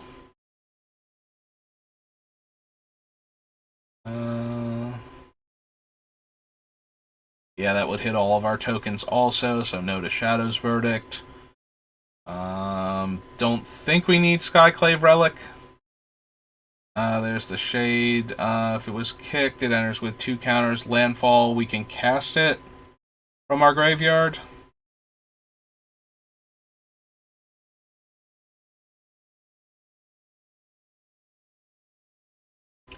Whenever... So... Can we cast it multiple times if it dies? Only if it's in your graveyard immediately after the land enters the battlefield. You must follow the normal timing restrictions. After you cast it from your graveyard, it's considered a new object, and the permission from its landfall ability won't apply. Oh wait, does that apply to the Oathsworn also? I'm pretty sure it says if you've gained life this turn. This one is a trigger from landfall, so that would change it, but the other one I think would still work because it's if you've gained life this turn, so it wouldn't matter if you gained life before it died or after it died. You would be able to cast it from the graveyard. So yeah, we can put Skyclave Shade since we can cast it, but this one we have to cast, and it's not a zombie, so it's not getting a lot of the other stuff either. But it is only 2 mana to get it back, so that might just be enough. Skyclave Shadowcat, no. Soul Shatter, no. Excuse me. Adventuring Supplies.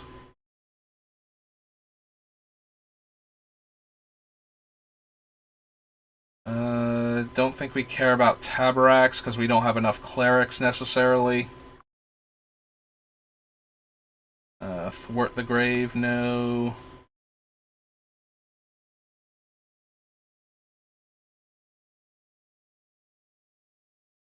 Can't run those. Utility Knife, Vanquish the Weak, and Zoff Consumption.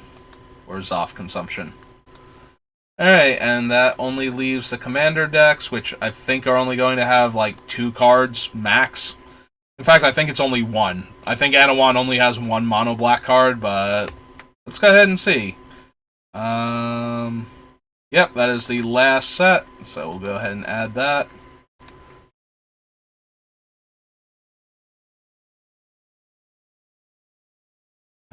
Signet, Blackblade. Yeah, I think it's only the Knife is like the only unique card from this Commander set for black. Faded, Frog Tosser, Gonti, Heirloom, Garrick's Wake, Marsh Flitter, Necromantic, Slumlord, Price of Fame, Rise, Scaretiller. I'm pretty sure Scaretiller is already on our list, right?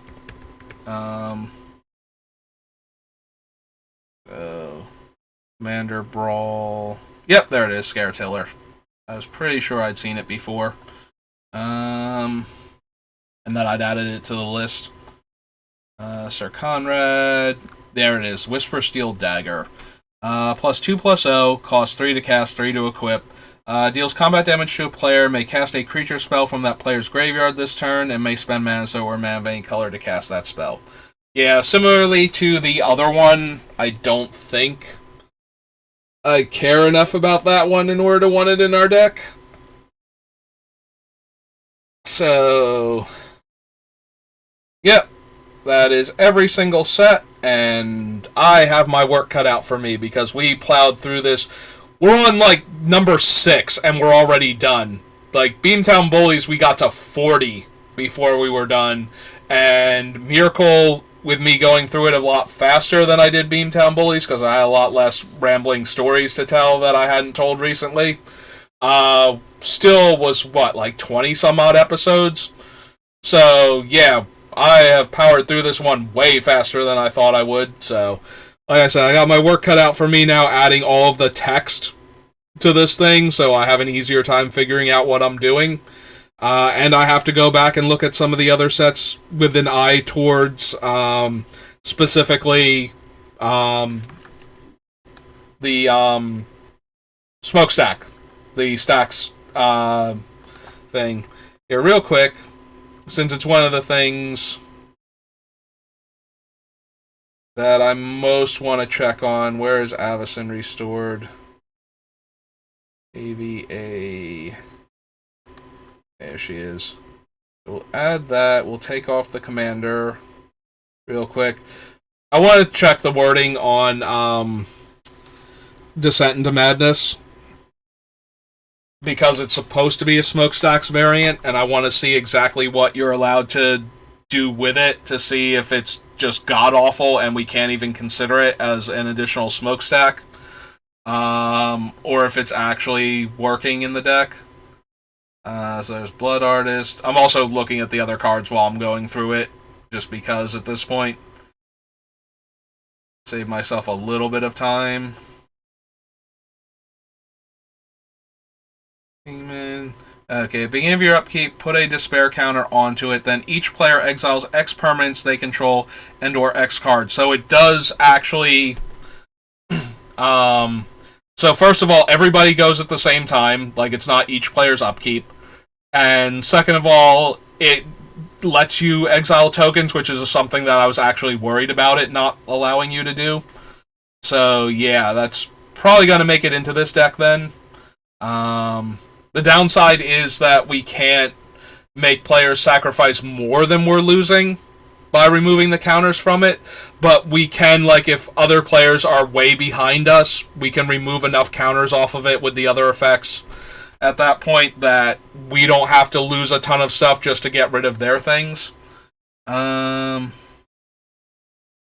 into Madness, and each player exiles X permanents, and there's nothing stopping us from exiling Descent into Madness itself to its own ability at some point in time.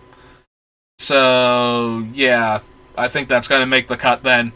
So, yay, we finally have a deck where Descent into Madness is technically playable, and that makes me happy because this is one of those cards that is terrible and does not work in most decks, but it's going to actually do work in this deck with the way I'm building it, so... Alright, so that's going to do it for me today. For the deck building anyway, I'll probably be back on later to do a draft or two. But first, I'm going to end the video and then get started on adding text to all of these cards. And yeah, that's going to be fun, but I won't make anybody else suffer through that with me. So thank you to Spectral Ninja for stopping by and chatting with us, and to Vulcan Heart for showing up to discuss Unfinity and their hatred of it. I'm annoyed by it, but not full-on disgusted with it the way they are, so...